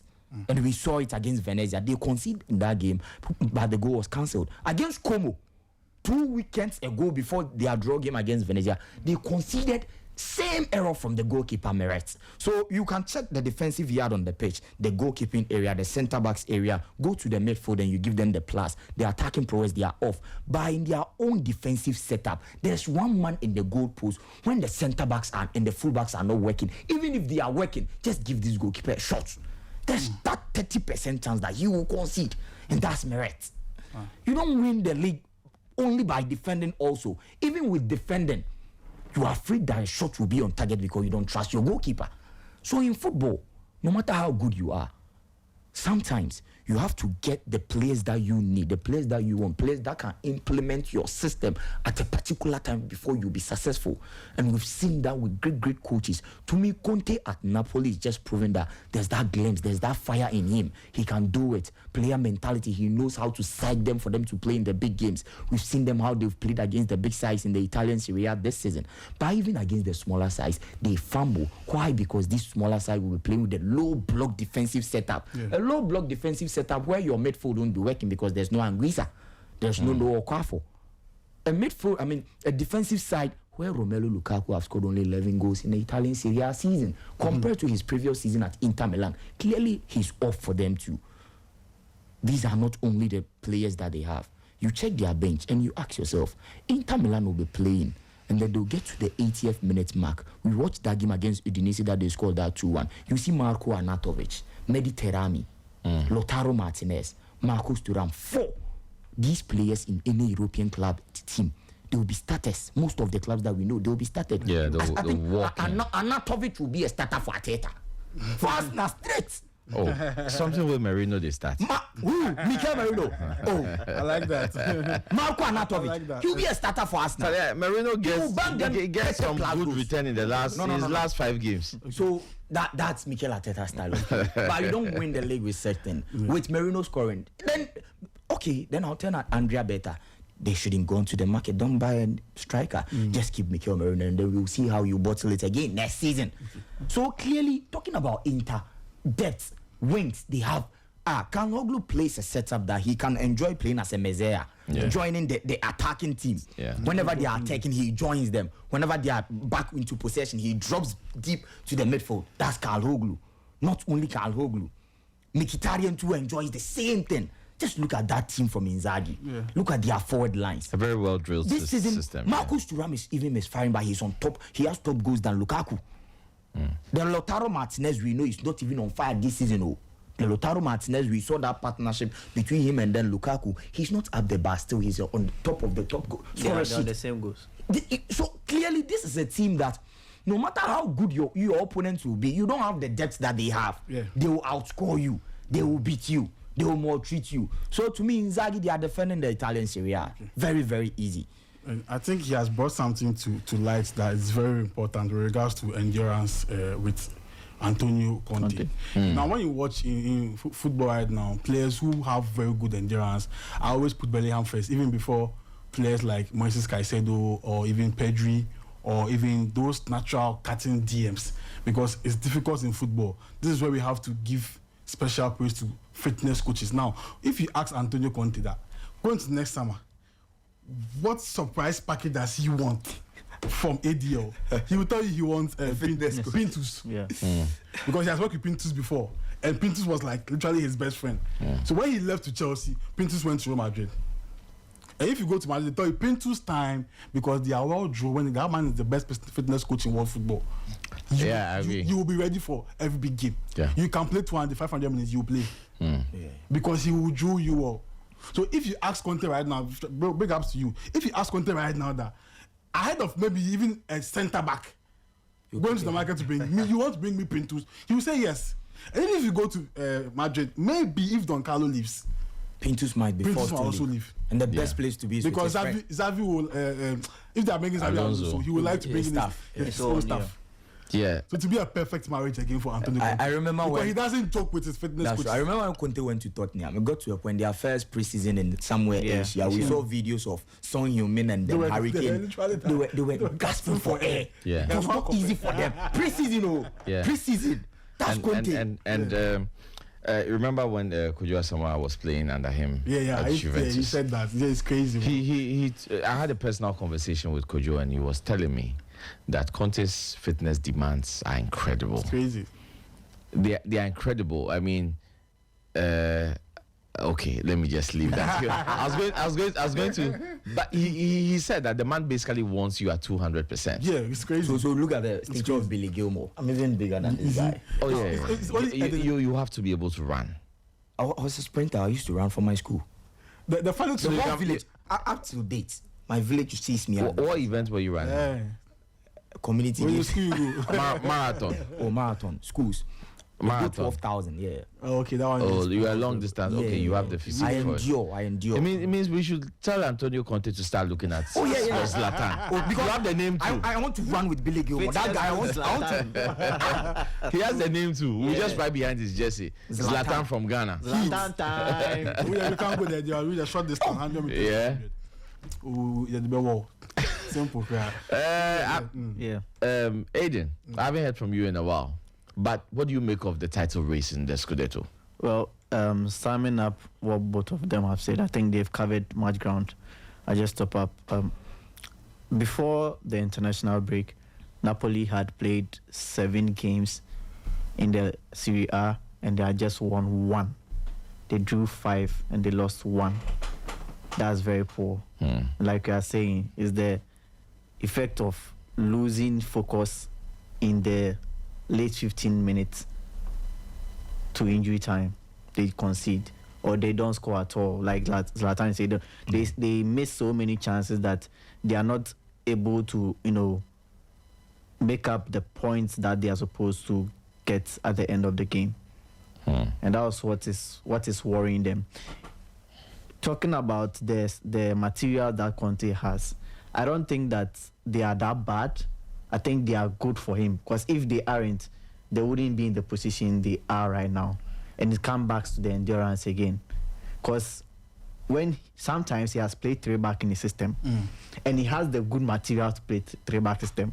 I think in terms of 3-back, talent-wise, I feel he has 2 of the best. What's his name? Di Lorenzo. And Spinazzola. Spinazzola for me is one of the best. One of the best. Yeah, I think he's not given his flowers enough. He's one of those players, unsung heroes. He's the best. He's one of the best wing backs I've seen in my life. So I think he can switch in between games as his one. That is tactics, right? But when you're talking about endurance, that is when they need to pick up. Because right now Inter is on fire. You can't afford to lose a game. You can't afford. You drew with Inter 1-1. Vim, you have to go to Inter Milan's home and pick those 3 points for them, or don't lose. 8 more games, 24 points available. Yes. 67, 64. It will come down to the last day. Definitely. Inter Milan are in Europe. They'll have a bit of a distraction. They cannot say they have undivided attention for the Scudetto. So they'll have a divided attention, but as Zlatan and Adjor said, they have squad depth. They have squad depth. You know, this season alone, in the Italian Serie A, from the matches that they've won, they've played at least. You can mix them and you get some matches that Lautaro didn't start. You see Arnautovic in there. You see Mediterranean in So you there. think the distraction won't be a problem? They have four forwards alone. Yeah, they have. Go they to have their squad depth. go to their back. But it's not. Sometimes it's the cumulative fatigue and the mental side of it. Yeah. You play a Champions League game. We are in the quarter semis. They've done it before. We saw the example what you are saying. We saw it with Liverpool when they PSG thumped them. First time they were tested at that level. Continued it. Yeah. So sometimes one physically draining game against maybe a Barcelona, against who are they playing in the Champions League? Bayern. Against Bayern. Oh, Kuchop, Inzaghi. We are true. Inzaghi. Company. Yeah. No, Vincent Company. You would say Inzaghi is rated higher than Company, but on a Champions League night, on the European night, you know that anything. You know, that's the only they have problem. key players injured. No, but sometimes. Bayern you are suffering with injuries. Yeah, but sometimes those are the stimulus The for a key team places for the team. to play a brand of football Bayern that have players will be that very will- difficult for you to cancel them out. A low block will surprise everybody, and they might just endure till the very end. Penalties are part of the game, and the Champions League stage, all of us who have been following the game know that stranger things have happened in football. Nothing is a given. So sometimes the energy sapping games have a domino effect on you. You come back to the next game, your league game, and even though you rotate players, you see that mentally they are drained. It takes a lot to fight on two fronts at the very top level in Europe. So definitely, I think Napoli and Inter Milan should go down to the last day. We will have a lot of drama. That match, I can guarantee you. They will. And I think for the Napoli side, there are two players I'd like to highlight: Gilmour and Lobotka. I think these two players have been very, very, very effective for them. The way Conte lines up his midfield, he has good enough options. Anguissa, Lobotka, McTominay, Gilmour. I think they blend very, very well. Yep. They blend very.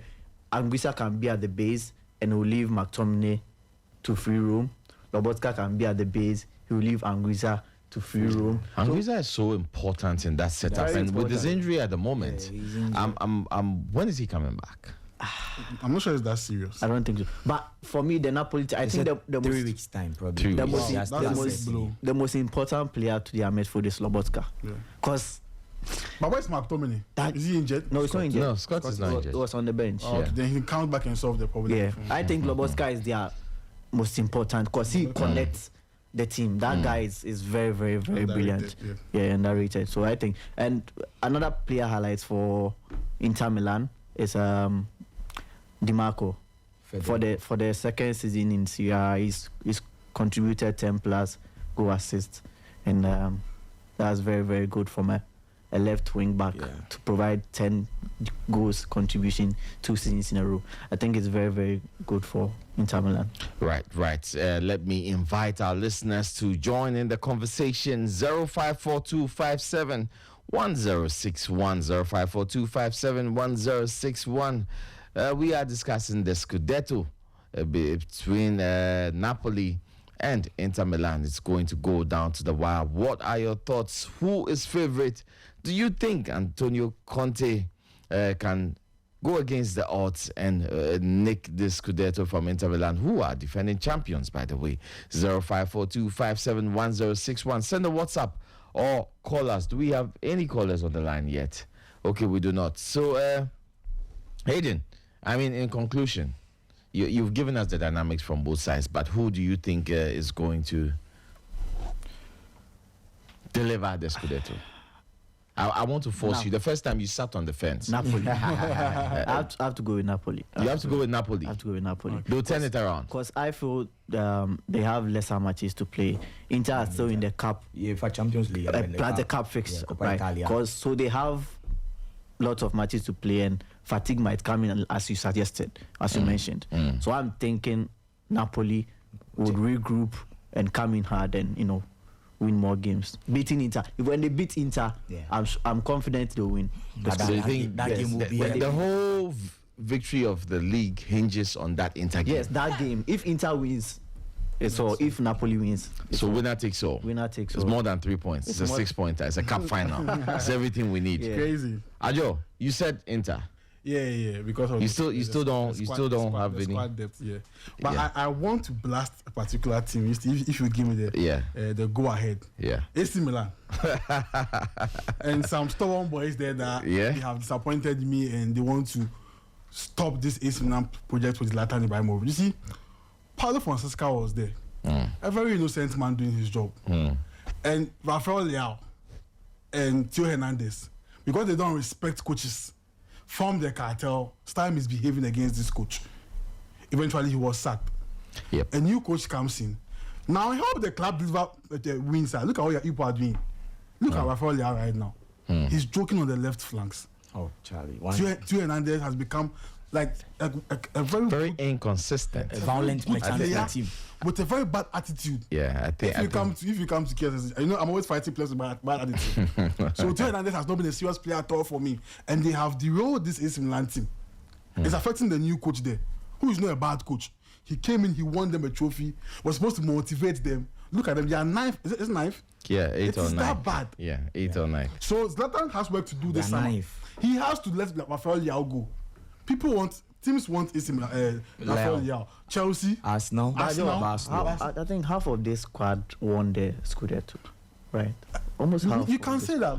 I don't know. Yeah. I don't know what's you see, it's the players. The big boys have gone egos, and they didn't want to play for Fonseca because of maybe I don't know if his body language was a problem or he wasn't given because he was not bad when the season began. Psychologically, it's too bad for AC because this coach came in. Yeah.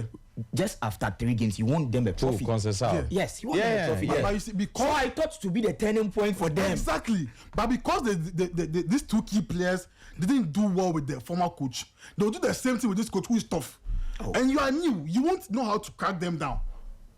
Now Rafael is on the bench.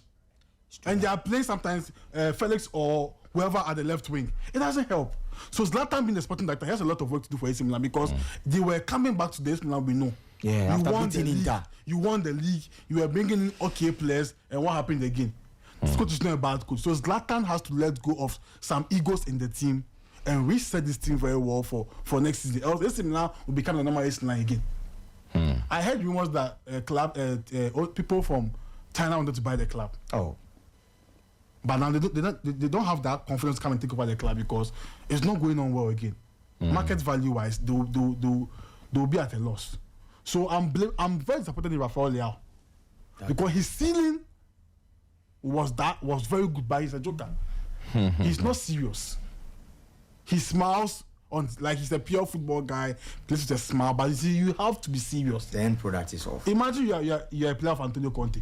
You are gone. Yeah, you can't. Obviously, Pep Guardiola, the top managers won't take that from you. 100 million price tag now, 73 million, maybe euros around that. Chelsea is looking at you. If this average Chelsea coach wants to bring you in, he will be. Chelsea fans won't be happy with you. Oh, I'm one. Okay. and my coach is. Your job is Chelsea fan. Yeah, one. Oh. And my coach is average. Okay. I speak facts. So. Or he's walking. But I really like your season. A season without bigger ambitions, like you're not competing to win. So maybe one day we'll go there. let me just ask Adjor that what's it with João Felix, because you're speaking about AC Milan, you haven't mentioned him yet, and João Felix is a very strange. It's a very strange case for me. Good. A curious case. Thank you for the He question. starts so brilliantly everywhere he goes. False off. And then it's like there's a switch. I won't blame him entirely, but I have where I'll blame him. You see, Jorge Mendes is becoming a problem, Loki. Why? Because he has the pool there. Imagine you are a sporting director, you're an agent, and you have maybe most of the big players in the world at your hands. You are controlling them. You won't give extra details to the ones who need help. The boy needs help. After moving from Portugal to Spain, to Atletico Madrid, it has not gone well for him. He made a bad move, looking at the system that they play there and his profile. Yeah. This same agent took him there. So he looks at the big boys and forgets those who are maybe, let's say, bench warmers or they have the talent, but they have to get that extra touch guidance. To get there. So he's not guiding some of his players well because he's the world's best agent. Super agent. He looks at the financial gain. Big bro, there are plenty, so he's not touching on each and everyone like calmly, and it's a problem. So it has worried some of his players. I can mention plenty. Felix being number 1. He moved Felix to Chelsea on loan, sent him back to Atletico. He went to Barcelona and played as a left winger. To me, his natural position. Yeah. Because the guy is good as a left winger, a supporting striker, auxiliary number 10, and then number 9. People use him anyhow. We are misprofiling that talent. He's a left winger. He went to Barcelona. At the left wing, he gave them good numbers. And even Xavi, who is defensive minded. He cooked well. So you watch this profile and say Felix is not a good player. I'll be surprised because he's a very good potential. Now they play him as a number 10. A good talent. Sometimes. The talent is there. But even he himself, because even his agent is not serious, giving him a good eye, he's like all football, he's not serious. He has DJ friends, gamers friends. So after football, he's not doing anything. He's That gonna extra play- hunger, that like, extra you know, hunger. But you want sometimes it. agents affect players. You give them those extra hands and they will help them. So if I'm Joao Felix, I'll move and get a new agent and maybe move from Chelsea. I'm hearing Galatasaray, but that's not it for you. The talent he has should be in the EPL. Maybe Aston Villa will come again, hopefully. But I expect him to stay at Chelsea. And if this average coach can let him at least try at left wing, it will make sense. Because the boy, when he comes back to Chelsea, he's the best like dribbler in the team. Oh, by far. But he's being played as number 10 to back up Palmer. It doesn't make sense to me. So the Felix problem, his part, the coaches who handle him are part, and also his agent, Jorge Mendes, so help the boy. Give him that direct. Even Neto, he left small like that guy too, he go warrior. So I feel like Jorge Mendes, you are the big boss, but help your be key with your players, else don't move. If not so, Felix should just join my agency and I'll help him. Oh, yeah. It's Monday Night Sporty. On this special celebration of Eid Mubarak, I've got three strong guys in the house, and they're giving us absolutely stunning perspectives. I've got Aiden, I've got Adjor, and Sports Zlatan is in the house as well. My name is Niakwe, the sportscaster, sitting in for your regular host, Kosi Fiaka. And we are doing this in a very, very special way tonight. We are moving to a topic that is really, really catchy. Now, for this one, let me just remind you that it's an interactive show. The WhatsApp lines are still open, 0542 571061. You can always send your messages in. We will be sure to read it out. And today's conversation centers down on this particular one. Now, I have four names here. Four great names in football by all standards. I mean, whoever you are, wherever you're looking at it from. Sir Alex Ferguson, Manchester United for 26 years plus. I've got Pep Guardiola, I've got Jurgen Klopp, and Jose Mourinho. Let me go over these four names again. Sir Alex Ferguson, Pep Guardiola, Jurgen Klopp, and Jose Mourinho, who had two spells at Chelsea and one at Tottenham Hotspur. Now, it's a very, very simple question tonight, and I'd like to invite your perspectives wherever you are listening to us from. Which of these names would win the league if they are all in their prime for one season in England? If all these four managers, that is the preamble, if all these four managers were in one particular season in England, Sir Alex Ferguson, Pep Guardiola, Jurgen Klopp, and Jose Mourinho, which of them would win the trophy, the English Premiership? I know it's a big one. You look at it, lots of plots and subplots. But I will start with Aiden on this one. Aiden wasn't expecting it. But if you're home, just start typing your message away on WhatsApp, 0542 571061. Aiden, I know you're a bit confused, but which of them do you think would have won the English Premiership? I'm very, very confused. Like you said, myself, I'm a coach. Yeah. So you're a certified coach. No, I'm now in the game. Okay. So I'm yet to do my course. Your badges. Your badges. Yeah, I'm an assistant coach for a Division 3 club. Oh wow, that's wonderful. Prestige Heights. Oh, then this is expert opinion, Charlie. Technical expertise. There are more rooms at the Black Stars Technical for people to fill. So work hard. Thank you. Wishing you good luck. Thank One you day for the motivation. you have to give Otuado that advice that the Black Stars need. Aiden, Yeah. I mean, you are an upcoming coach. You're already doing the job in Division 3. Sure. Kudos to you. But which of these names would you go for? Sir Alex Ferguson, Pep Guardiola, Jurgen Klopp, and Jose Mourinho, all in one season playing in the English Premiership. It's hypothetical, but we are looking at it from the analytical point of view. Which of them do you think, honestly, would win the league? When I look at all of them in their prime, And if it's just one season, I'd go for Jose Mourinho. One season, Yeah, you go for Jose Mourinho quick, over Alex Ferguson, quick, over Pep Guardiola, quick, over Jurgen Klopp. quick. I'm sure everybody would like to know your reasons. Well, when Jose Mourinho came to Chelsea from Porto, he didn't have enough time to, adapt. He just came in, took on the burden of the team not being familiar with winning. He came into the league, and a league that was owned by Ferguson.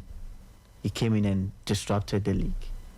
But one school of thought would have said that he disrupted that league because he virtually had a sugar daddy and got the best players. Which were He got Didier Drogba, Ferguson- French Player of the Year. Ferguson had the He best got Michael Essien, French Player of the year before that. Ferguson had He the got, best players. he had Claude Makelele. John Terry was there. He got Ricardo Carvalho. He got Peter Cech.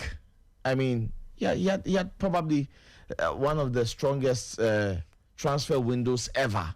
It's true. You mentioned Drogba. Yeah. You couldn't compare Drogba to the likes of Van Nistelrooy and the strikers United had. They were certified, Yeah. Proven. a lot of players to mention when we are comparing them to the squad Man United Frank had. Lampard was already there. Look, Good Johnson said something. Either Good Johnson, he played for Chelsea. Yeah.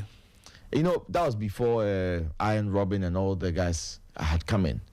So he was like, they were playing a game, he wasn't scoring. And Mourinho calls him to the touchline and asks him, "Are you aware that Didier Drogba is coming in January?" He says, "Yes." He said, "Get back onto the field and get me a goal." He had a certain mentality. And the players he had, I don't think he got in great potentials that fitted the system. He actually forced Alex Ferguson to switch to a 4-3-3 in that time, because Ferguson was used to a 4-4-2 and it was a winning formula for a long, long time. But in the 2004-2005, Mourinho came and I think he assembled a very solid squad from a rich sugar daddy, which was Roman Abramovich, and then the story unfolded as it were. Yeah. So it's not like he came in and used the Chelsea setup. No. What he did was sort of like a justifier. Got a lot of the players he didn't want, he didn't think were making the cut for him, Jimmy Floyd, Hasselbank, etc., etc. But he didn't just walk into that team and made them winners overnight. He actually assembled the team. Of course, he needs to. Every coach assembles a great team before he wins. Yeah. So, like I was saying, Ferguson was controlling the league. And there comes in Jose Mourinho from Portugal. He came in and became the worst nightmare for this top coach in Alex Ferguson in the Premier League. So Jose Mourinho is the only coach to go like in a full season and concede just 16 goals. 15, yeah. 15 goals. actually, yeah. That is crazy. 15 goals. And I think he's a joint top highest points. No. He was. Pep Guardiola. He was. Were in Spain? No, in not England. In For a England. long time he had that record. In England. So Jose Mourinho has proven to us that he can accumulate as much points as there is. And he has showed us that he can concede the least goals as there is in league, right? In league. So that's why I chose Jose Mourinho. And also his tactics and his body language on the field, his interactions, the way he will force you to make decisions that you are not supposed to as an opponent or as an opposition. Everything about Jose Mourinho is about winning. So that was his prime season for you. That was his prime. So I think in Jose's prime, in a league, no one is beating him. No one is beating No him. one. Right. Okay. Should I come to Adjor before Zlatan?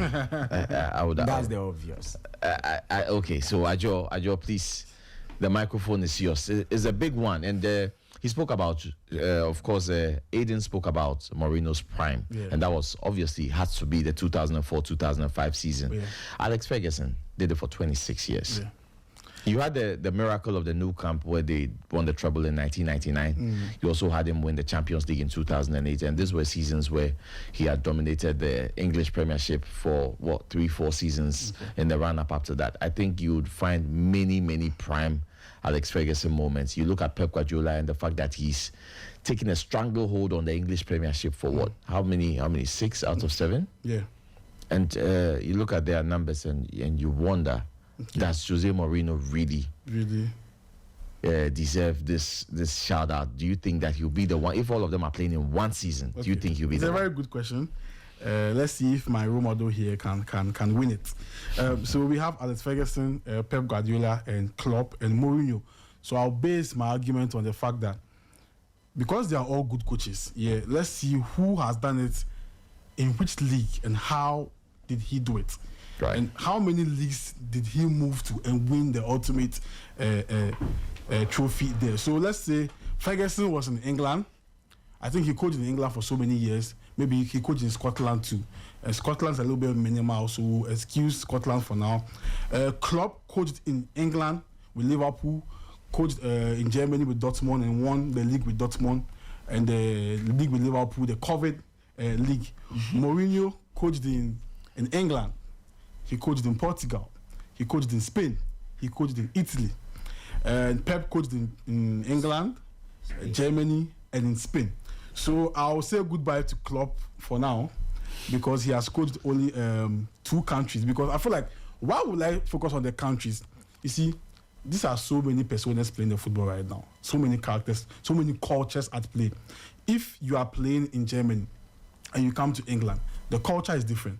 If you are coming from South America to the German league, it's funny. To England, it's tricky. To Spain, it's crazy. So these coaches have been able to get a way to get used to how all these cultures can be playing in one dressing room and win them the ultimate. Because these are tactical brains here. You cannot just pick for just picking sick. So I'll say goodbye to Klopp because I saw him in only England and where? In Germany. But he has won how many trophies? 2 league titles. Yeah. Which if you look at Klopp, that would be a little bit surprising because a whole top coach Klopp with a good system. Yeah, but he's always had an adversary, a very worthy adversary every time. When he was in Dortmund, you had the Bayern Munich team that was on a roll. Yeah. I mean, in Liverpool, he came up against Pep Guardiola, who was a super team every time. It's not an excuse. You can also spend money and equal what he's doing on the pitch. But you beat him once. You guys were so close in gap. So twice. He edged you with maybe proper materials. But you could have also spent much in the... It's an open window. You go in to spend. If you don't spend, somebody spends. It's not a big deal. So I think I'll also say goodbye to the legend. What a coach. Before, like Eddie was saying, before Mourinho came, he was the man. The best man coach also like Don Carlo. The man who lets you know that you have... I think I read a story about Ferguson where he always visits most of his players at home and talk to them, talk to their families. He will get in it. So you will play for Alex Ferguson. And he's that guy. How he stole Ronaldo from the noses of Alex Ferguson. So, Wenger. Sorry, thank you, Wenger.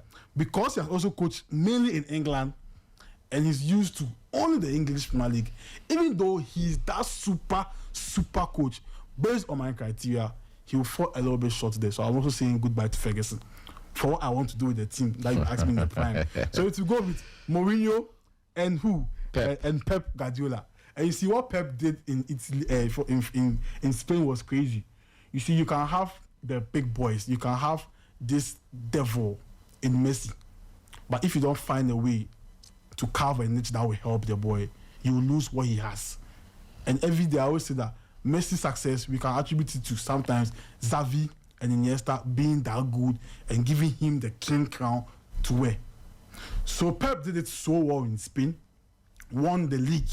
The league is the only focus, right? Not even Champions League, right? Yeah, just the English Premiership. Thank you. So he won leagues. He won the league in Spain. He went to Germany. He won the league. He wasn't really okay in Germany too. He came to England and it was crazy. His first season, we saw what happened. He was 4th. Now he started asking for players. He sold so many players. He let them go. He brought his own materials. He started breaking records of Mourinho and co in the same league that Mourinho coached. But do you think Pep Guardiola could have done what he did if he didn't have the checkbook to back him. See, And that's one of the things that I think others will, when the phone lines are open, will hear others trying to, stain his credentials by saying that, can he do it without a checkbook? I used to believe in that, but I stopped because people have been given a big, with a value market price tag or checkbook to even go and get materials from the market, and they go in the field. They don't get the right materials or the right profiles, and they bring in the right profiles, and they can't manage them. I.e., shouts Frank Lampard. When you are learning, they're giving you the money. Go and bring the players. So what Pep is doing alone, you bring in the players will perform. Cool. He brought in Jack Grealish for £100 million, British pounds, and he used him for something very well for a treble winning season. And later the guy was okay. He has completed football. He's okay. He went to sleep. So we should respect Pep for what he did for football. You buy the players, but he also bring you the football brains. Look at what he did with Rodri. Rodri was under Simeone, right? Yeah. Was under the Attico team that they don't really play very good or beautiful football. He brings this guy in, nurtures him so well. Now, when you want to watch City play, you have to watch Rodri. Yeah, but that's because his system of play virtually relies on a number 6 who can easily get out of pressure. Good. A number 6 who doesn't lose the ball, who recycles possession and keeps the team on the front foot.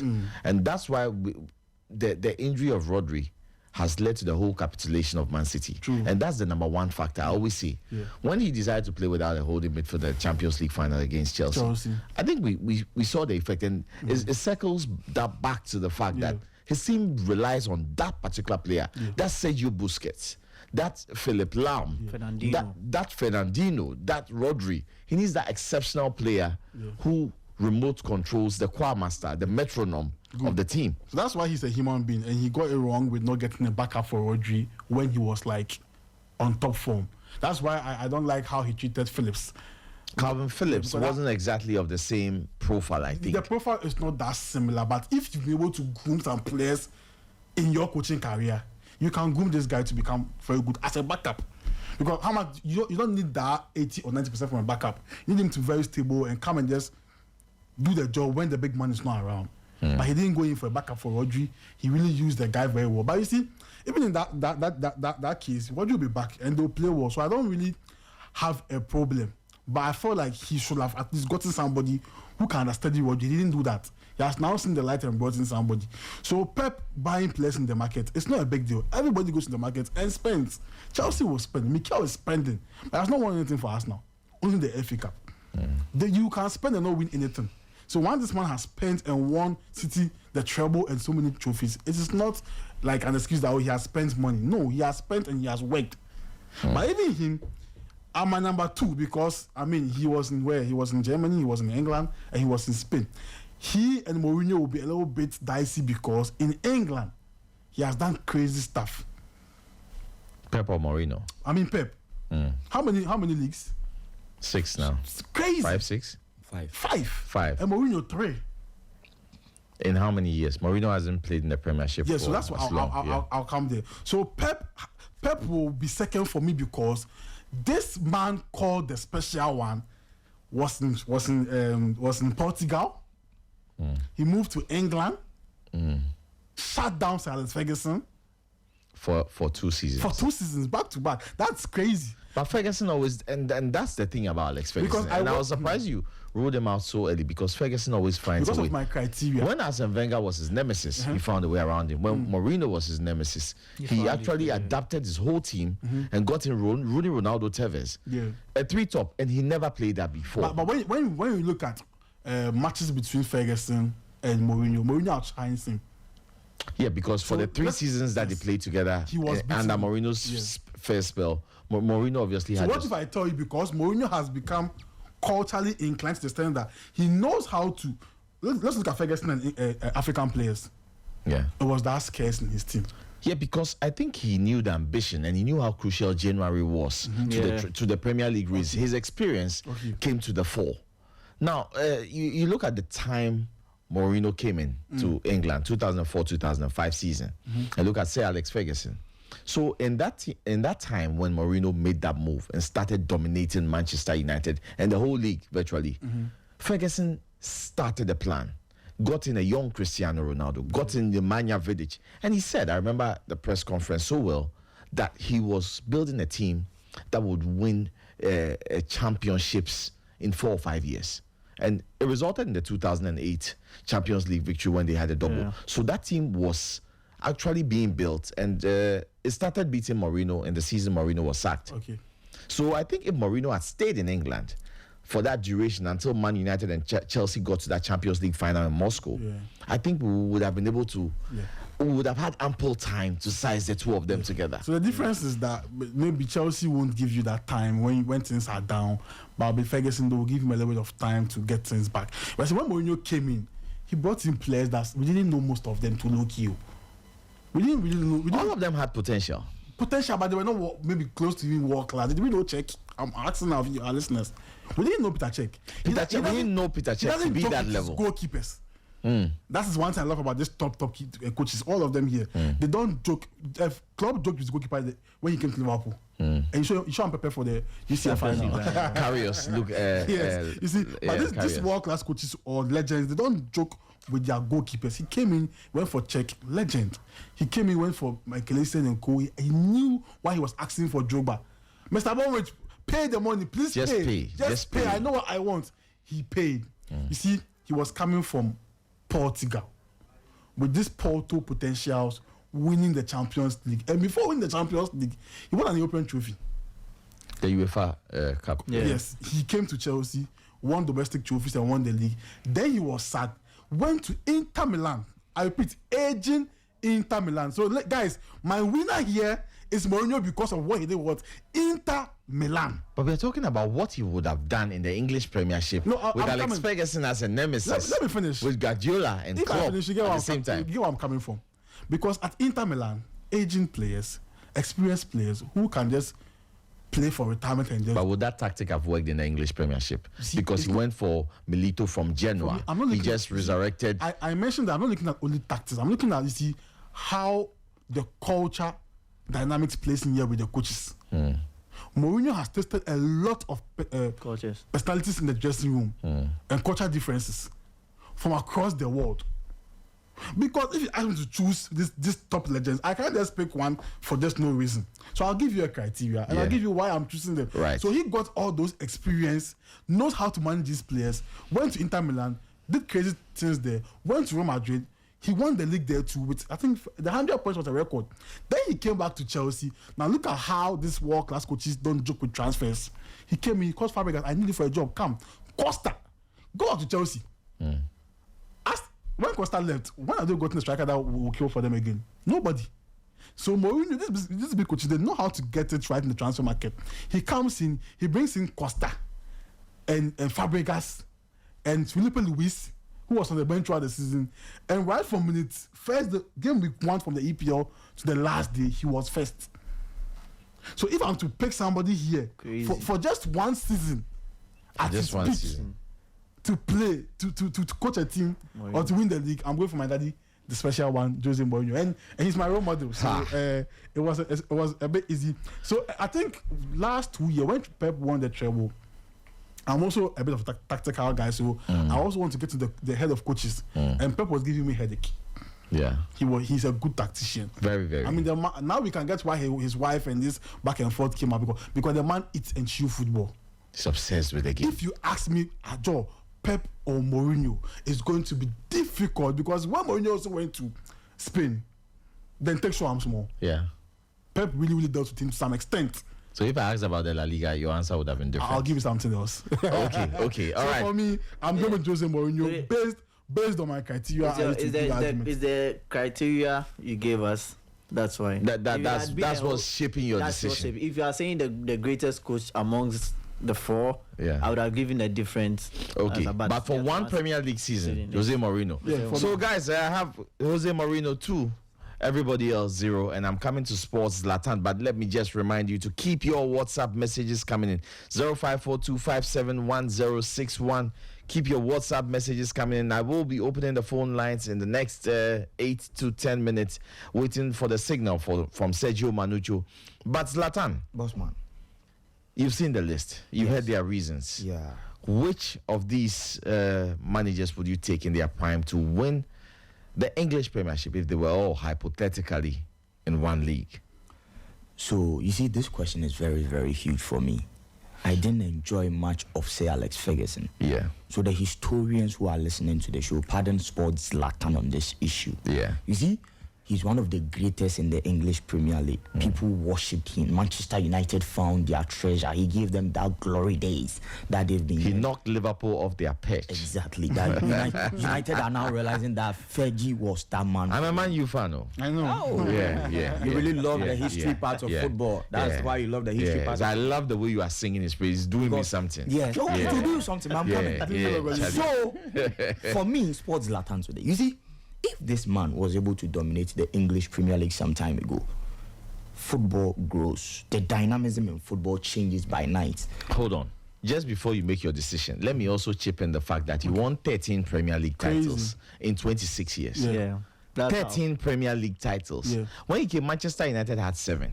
By the time he left, Manchester United has 20. Liverpool is about to equal it, not beat it. Equal.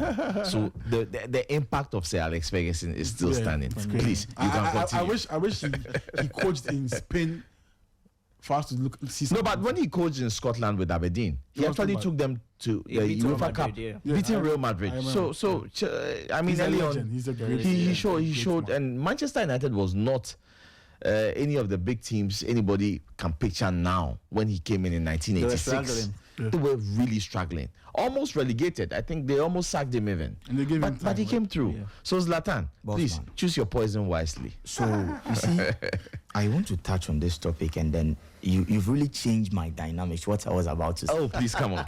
But I will still say it. Yeah. We are talking about the English Premier League, a one-time season in their prime. Who will you tip to win it? You see, if you talk about Jurgen Klopp in his lifetime, coaching from Borussia Dortmund to Liverpool, we saw what he did. In a season, he was able to actually win the EPL from the hands of Pep Guardiola. I'll give him that 100%. He did well, but in their prime, I won't go for Klopp, so Klopp is off. You see, the historians will tip Fergie, Sir Alex Ferguson. But one thing I know for sure is that time never changes. Time never changes in the sense of if way back 2000 someone was able to run 10 seconds and then 2025 I Zlatan I'm able to run 9 seconds, I'm faster than that person. True. Right? Based on the same time. So Fergie did wonders, great things back then. 13 trophies in 26 years. He's great. There comes Jose Mourinho. He came into a league, and then within 2 seasons, he got them 3 trophies with Chelsea, winning the league, defensive side, 15 goals conceded in a season, showing, Dallas, Czech, these are Terry guys, they are very hard to crack. You can't just penetrate them. Mourinho did something special. But Mourinho, Sir Alex Ferguson, these are 2 coaches in their era. What we saw from them in the EPL. The metrics to win the EPL was that after match week 10, the team that stands the higher chance of winning the league is supposed to at least have 22 points. That wasn't always the case. So, that was the gauge that no matter how good you are, from Fergie's 13th time to Mourinho's breaking time, before you win the English Premier League, after match week 10, if you've been able to amass 22 points, then you stand the higher chance of winning what? The league. So there was like a statistical gauge for the man who win the league after match week 10. ESPN, Opta revealed this in last 2 years. Why? Because from 2016, a certain man, Pep Guardiola Salah, arrived in the English Premier League. So my point is, time changes, but there are some metrics that will never change. That metric was there from the start of the EPL. Fergie enjoyed it 13th time. Mourinho came, you saw his success with Chelsea. But unfortunately for these 2 greats, from 2016, from his arrival, he did not even win the league in that season. But from his arrival from 2016 till dates that we are speaking, we are talking about this issue. Before you can win the EPL, before you can raise that major trophy, you have to have close to 26 points or 23. Why? Because Pep Guardiola came to England to erase what we call Sir Alex Ferguson. The erasing I'm talking here is in the books of Manchester United, Alex Ferguson is their hero. But in the book of English Premier League, EPL board, when they sit and they are talking about EPL, they will give you time frames that Ferguson just did and that and that. But in Guardiola's time, he changed even our metrics, what we used to calculate the winners of the EPL. So he's the man who was able to change the table. He is the man who was able to change the metrics, the KPIs, to determine the winner. So imagine. So what I'm trying to do here is that Ferguson enjoyed. But we saw Mourinho came in, do something that Ferguson has done before, although he did it with a highly defensive side.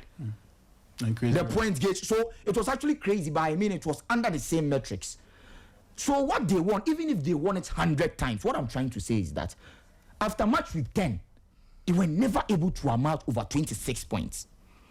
But Pep Guardiola Salah, even in the season that he didn't win the league from 2016, his presence alone in England changed the metrics.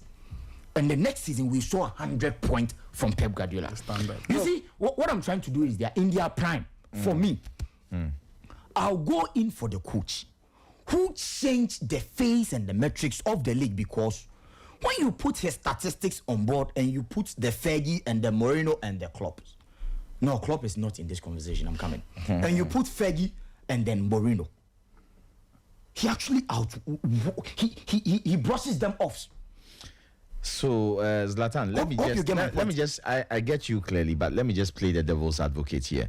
Now Ferguson won the league 75 points, 78 points. It was enough to win the league, and usually you beat what is ahead of you.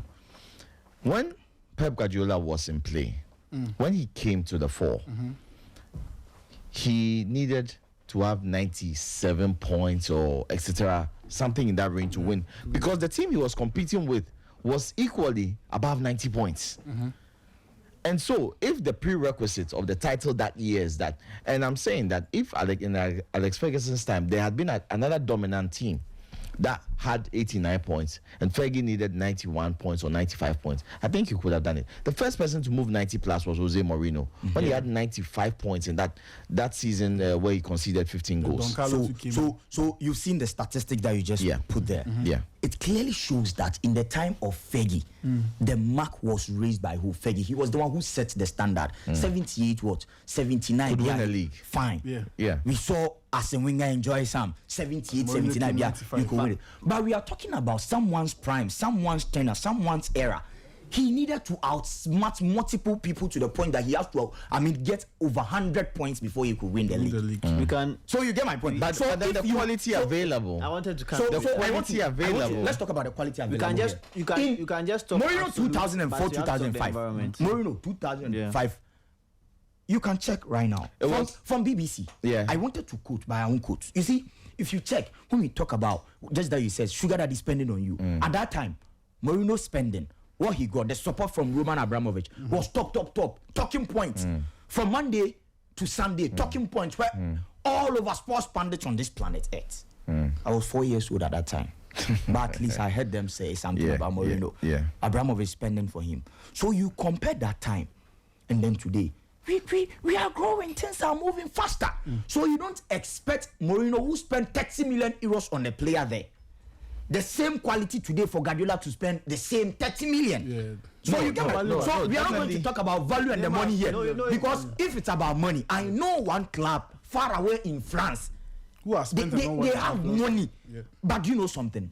Structures the money factor there, I don't buy it. So the money factor in football is no to me. I don't know. But the point, football has evolved. I wasn't talking about money at all. Not at all. The quality of the league. I was talking about the quality of the league and the opposition. Now, Ferguson had to play against Arsene Wenger, or probably against. It was usually a 2-horse race. Done. Now you have 4, 5, 6 teams.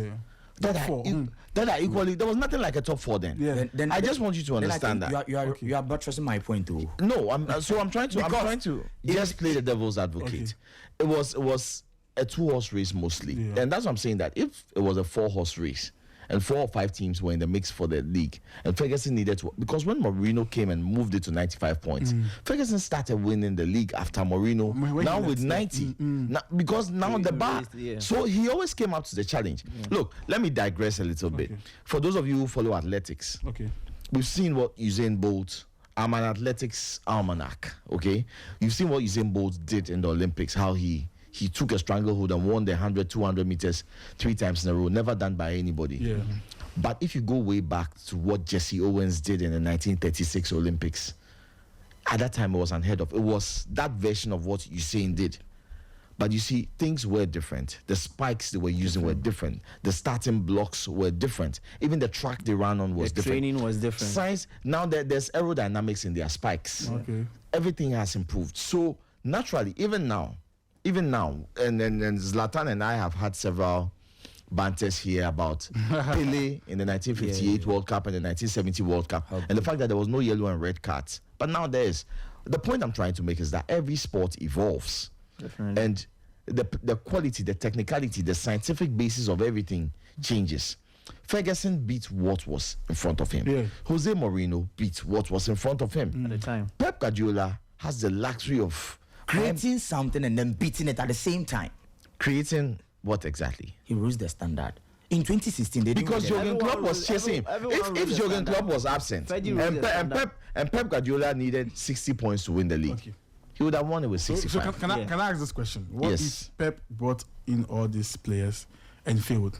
I don't think there's a chance. So the money factor, I think we've all agreed that money. No, he's not agreeing. That what? The money factor is a problem. Like what's a problem? No, that's not what he's saying. No, Freddie. No, I never Freddie really. was also a money man. No? Yes, Fergie was. When he bought Rio Ferdinand, he was the highest. He bought Dimitar Berbatov, 30 million. And he signed almost every best player in his. Yes, he was the. Yes, he got the best player every time. I'm happy we've cleared that one. Oh no, so the money was never really in the equation. Okay. I'm fighting for somebody to choose Alex Ferguson. Then your question should be the greatest. That would be the historians. And then you see, I'm going for Ferguson to be the greatest. To end my point here about Pep Guardiola, winning the EPL, raising the standard alone.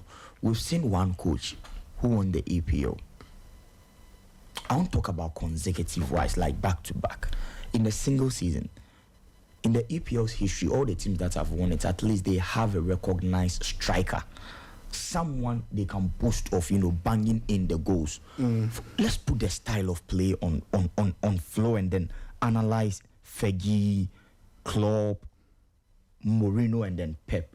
You realize that Pep Guardiola actually won the EPL without a recognized striker playing 10 matches consecutively for him. In the season that they were, defeated in the UEFA Champions League final by that goal from Kai Havertz, if I'm not mistaken. Aguero was injured. He was not fit. It was Raheem, Riyad. These were players up front. Gabriel Jesus. But they were able to pull through. They were able to win the league. So to me, for a whole manager to just come to a league and then change the metrics, because today if you are talking about the EPL greatest, they will have to put Fergie in a certain class and then put Guardiola in a certain class. And we've all agreed that back then, Fergie's competitors were either one or two. Wenger and the other. You will go to Norwich, Bristol, just go and play, get your wins and come back. No competition. There was a competition, I agree. But the competition today that we are talking about, back then it was not European sports for the clubs. No. But today, if you want to be Pep Guardiola, if you want to be him, the standard, the bar only in the EPL. I'm talking about Fergie enjoyed, Wenger, Mourinho, they all enjoyed under the same umbrella. But I'm talking about a coach raising the bar and then hitting the bar in the league where people enjoyed under the same bar. So your man is Pep Guardiola? My man is Pep Guardiola. Okay. Because, the style of play that he enjoyed. We are talking about... Aiden has a question for you. No, I wanted to come in a bit. Come in. Whatever you are saying is right. But when you are comparing the eras, I feel when Pep started winning the Premier Leagues, the other competitors were not good enough. Okay. Can I say same for Fergie's time? No. Then we take the point gap. No. So I'm talking about the quality of the league. Okay. Let's look at teams that are playing well now. Aston Villa. If I take you 5-6 years back, Aston Villa, nowhere. Right?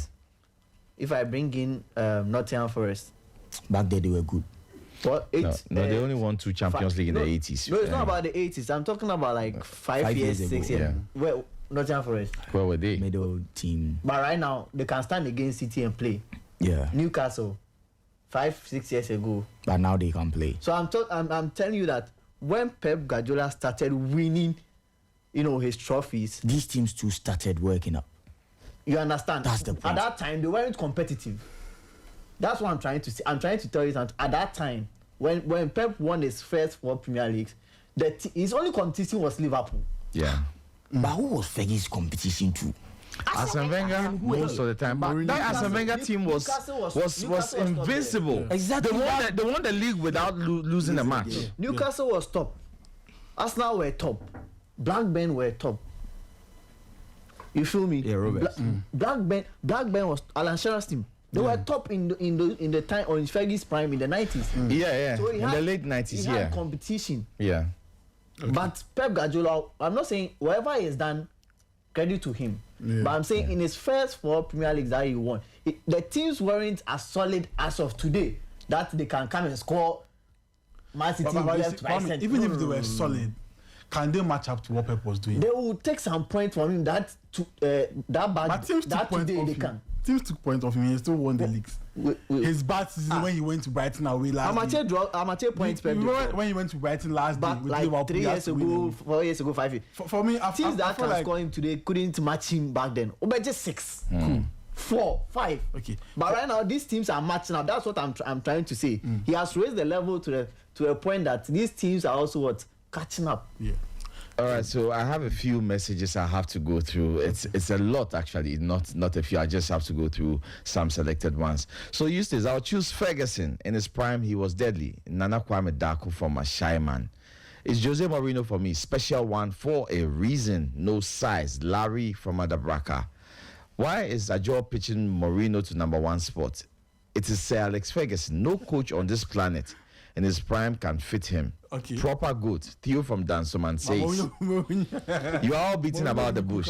It is Pep Guardiola. Simple. Okay. No coach in his prime is facing Pep who will win against him. Go and ask Klopp. He ran for his life. Bernard from Spintex. In his prime, I would choose Jose Mourinho. Special one has done it over and over again. William Mensah from UPSA. Sir Alex Ferguson has no size. In his prime, even Lord Almighty watches his tactics. Superior coach George Danso from Burma Camp. This list is tough, but Pep supersedes them all. He's too good in his prime, and that some top coaches and people are attacking him for destroying football. Master tactician Solomon Jan from La Paz. It will always be Mourinho, special one in his prime. All teams were afraid to play him. Mario from Teshi. So very divergent opinions, like we expected. Mourinho is leading. It looks like Mourinho is leading, but once again, totally subjective. Let me open the phone lines for a few. We are pressed for time. Let's take a few opinions. 0542 571061 0542 571061. Who is it gonna be? I think I have my first caller.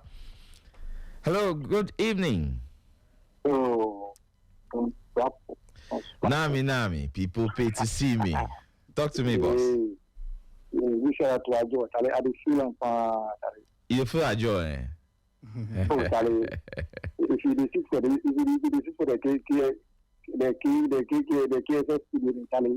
the Yeah, he be top guy, no doubt. Top guy. Charlie, what be your mind?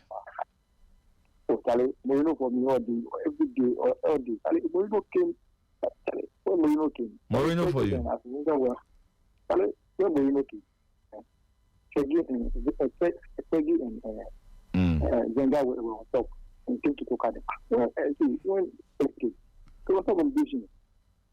Charlie, as your earlier in final research, there was no competition.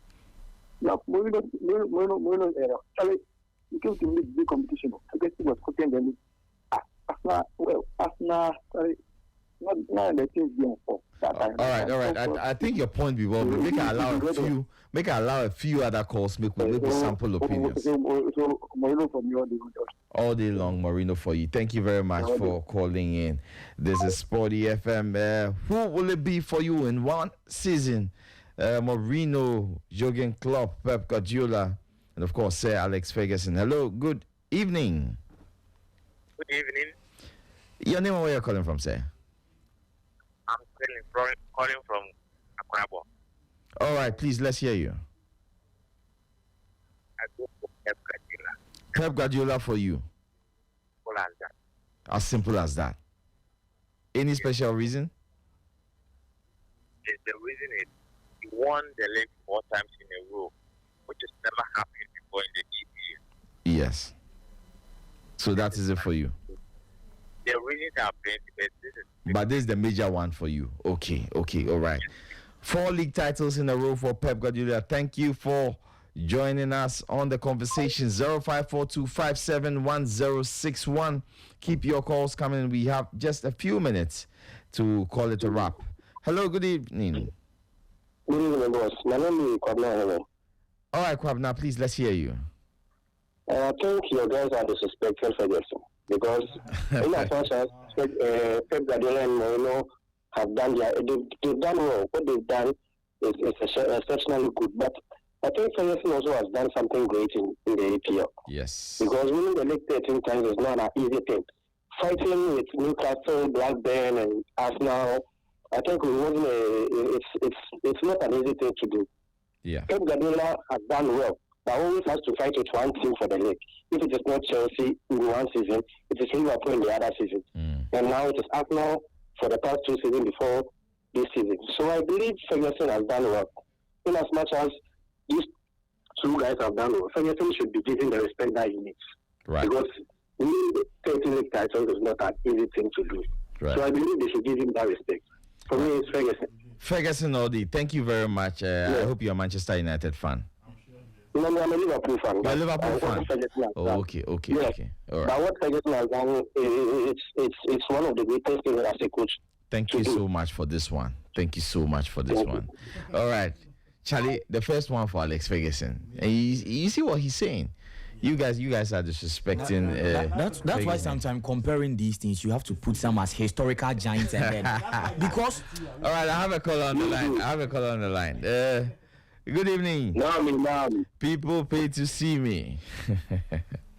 This is Mark from Amasaman. Oh, from Amasaman, right. Please, let's hear you. No one is touching Pep. Nah. No one is touching Pep. No one is touching Pep Guardiola. Respect to all the coaches, but no one is touching Pep. Right. No one. Right. Okay. Any special reasons? Oh, okay. I think he called just to make that point. I have another caller on the line. Hello, good evening. This is SportyFM. Yeah, don't trouble. Nami. Yeah, Charlie, I come back in.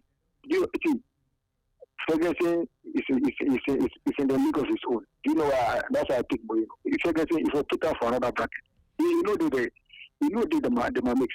It is on another level, Charlie, another planet. You see that thing? Yeah. So if you look compare Ferguson plus Pep Guardiola, then Mourinho, then Cook, you in bracket. You bracket them. Yeah. Ferguson the X, you will find out. Okay. Yeah. All right, Charlie. Thanks so much for the clarification. Yes. Right. I think I'll take just one more call. 054-2571-061. 054-2571-061, and that'll be my final caller. Hello. Good evening. Hello. Your name and where you're calling from, sir? My name is Stephen, calling from Abu. All right. Let's hear you, please. Before I finish, Zlatan is trying to be the whole question. Like, he's trying to move away from the whole topic. The question was like, who would have won the title in a one-time team? Yes. Yeah, you get me. Zlatan is running away from the topic. He's changing the question. Yeah. He's shifting the goalpost. It's true. with Guardiola, in that time. Even he wasn't able to keep in his first season. Now, let's go to Mourinho. Let's try to limit the question. One time, let's try to limit the question to who did it in your first season. I'll go for you, say Mourinho. Because he even did it in England and did it in Spain. So come on, I'll go for you, say Mourinho. Right. Okay. Thank you. Solid.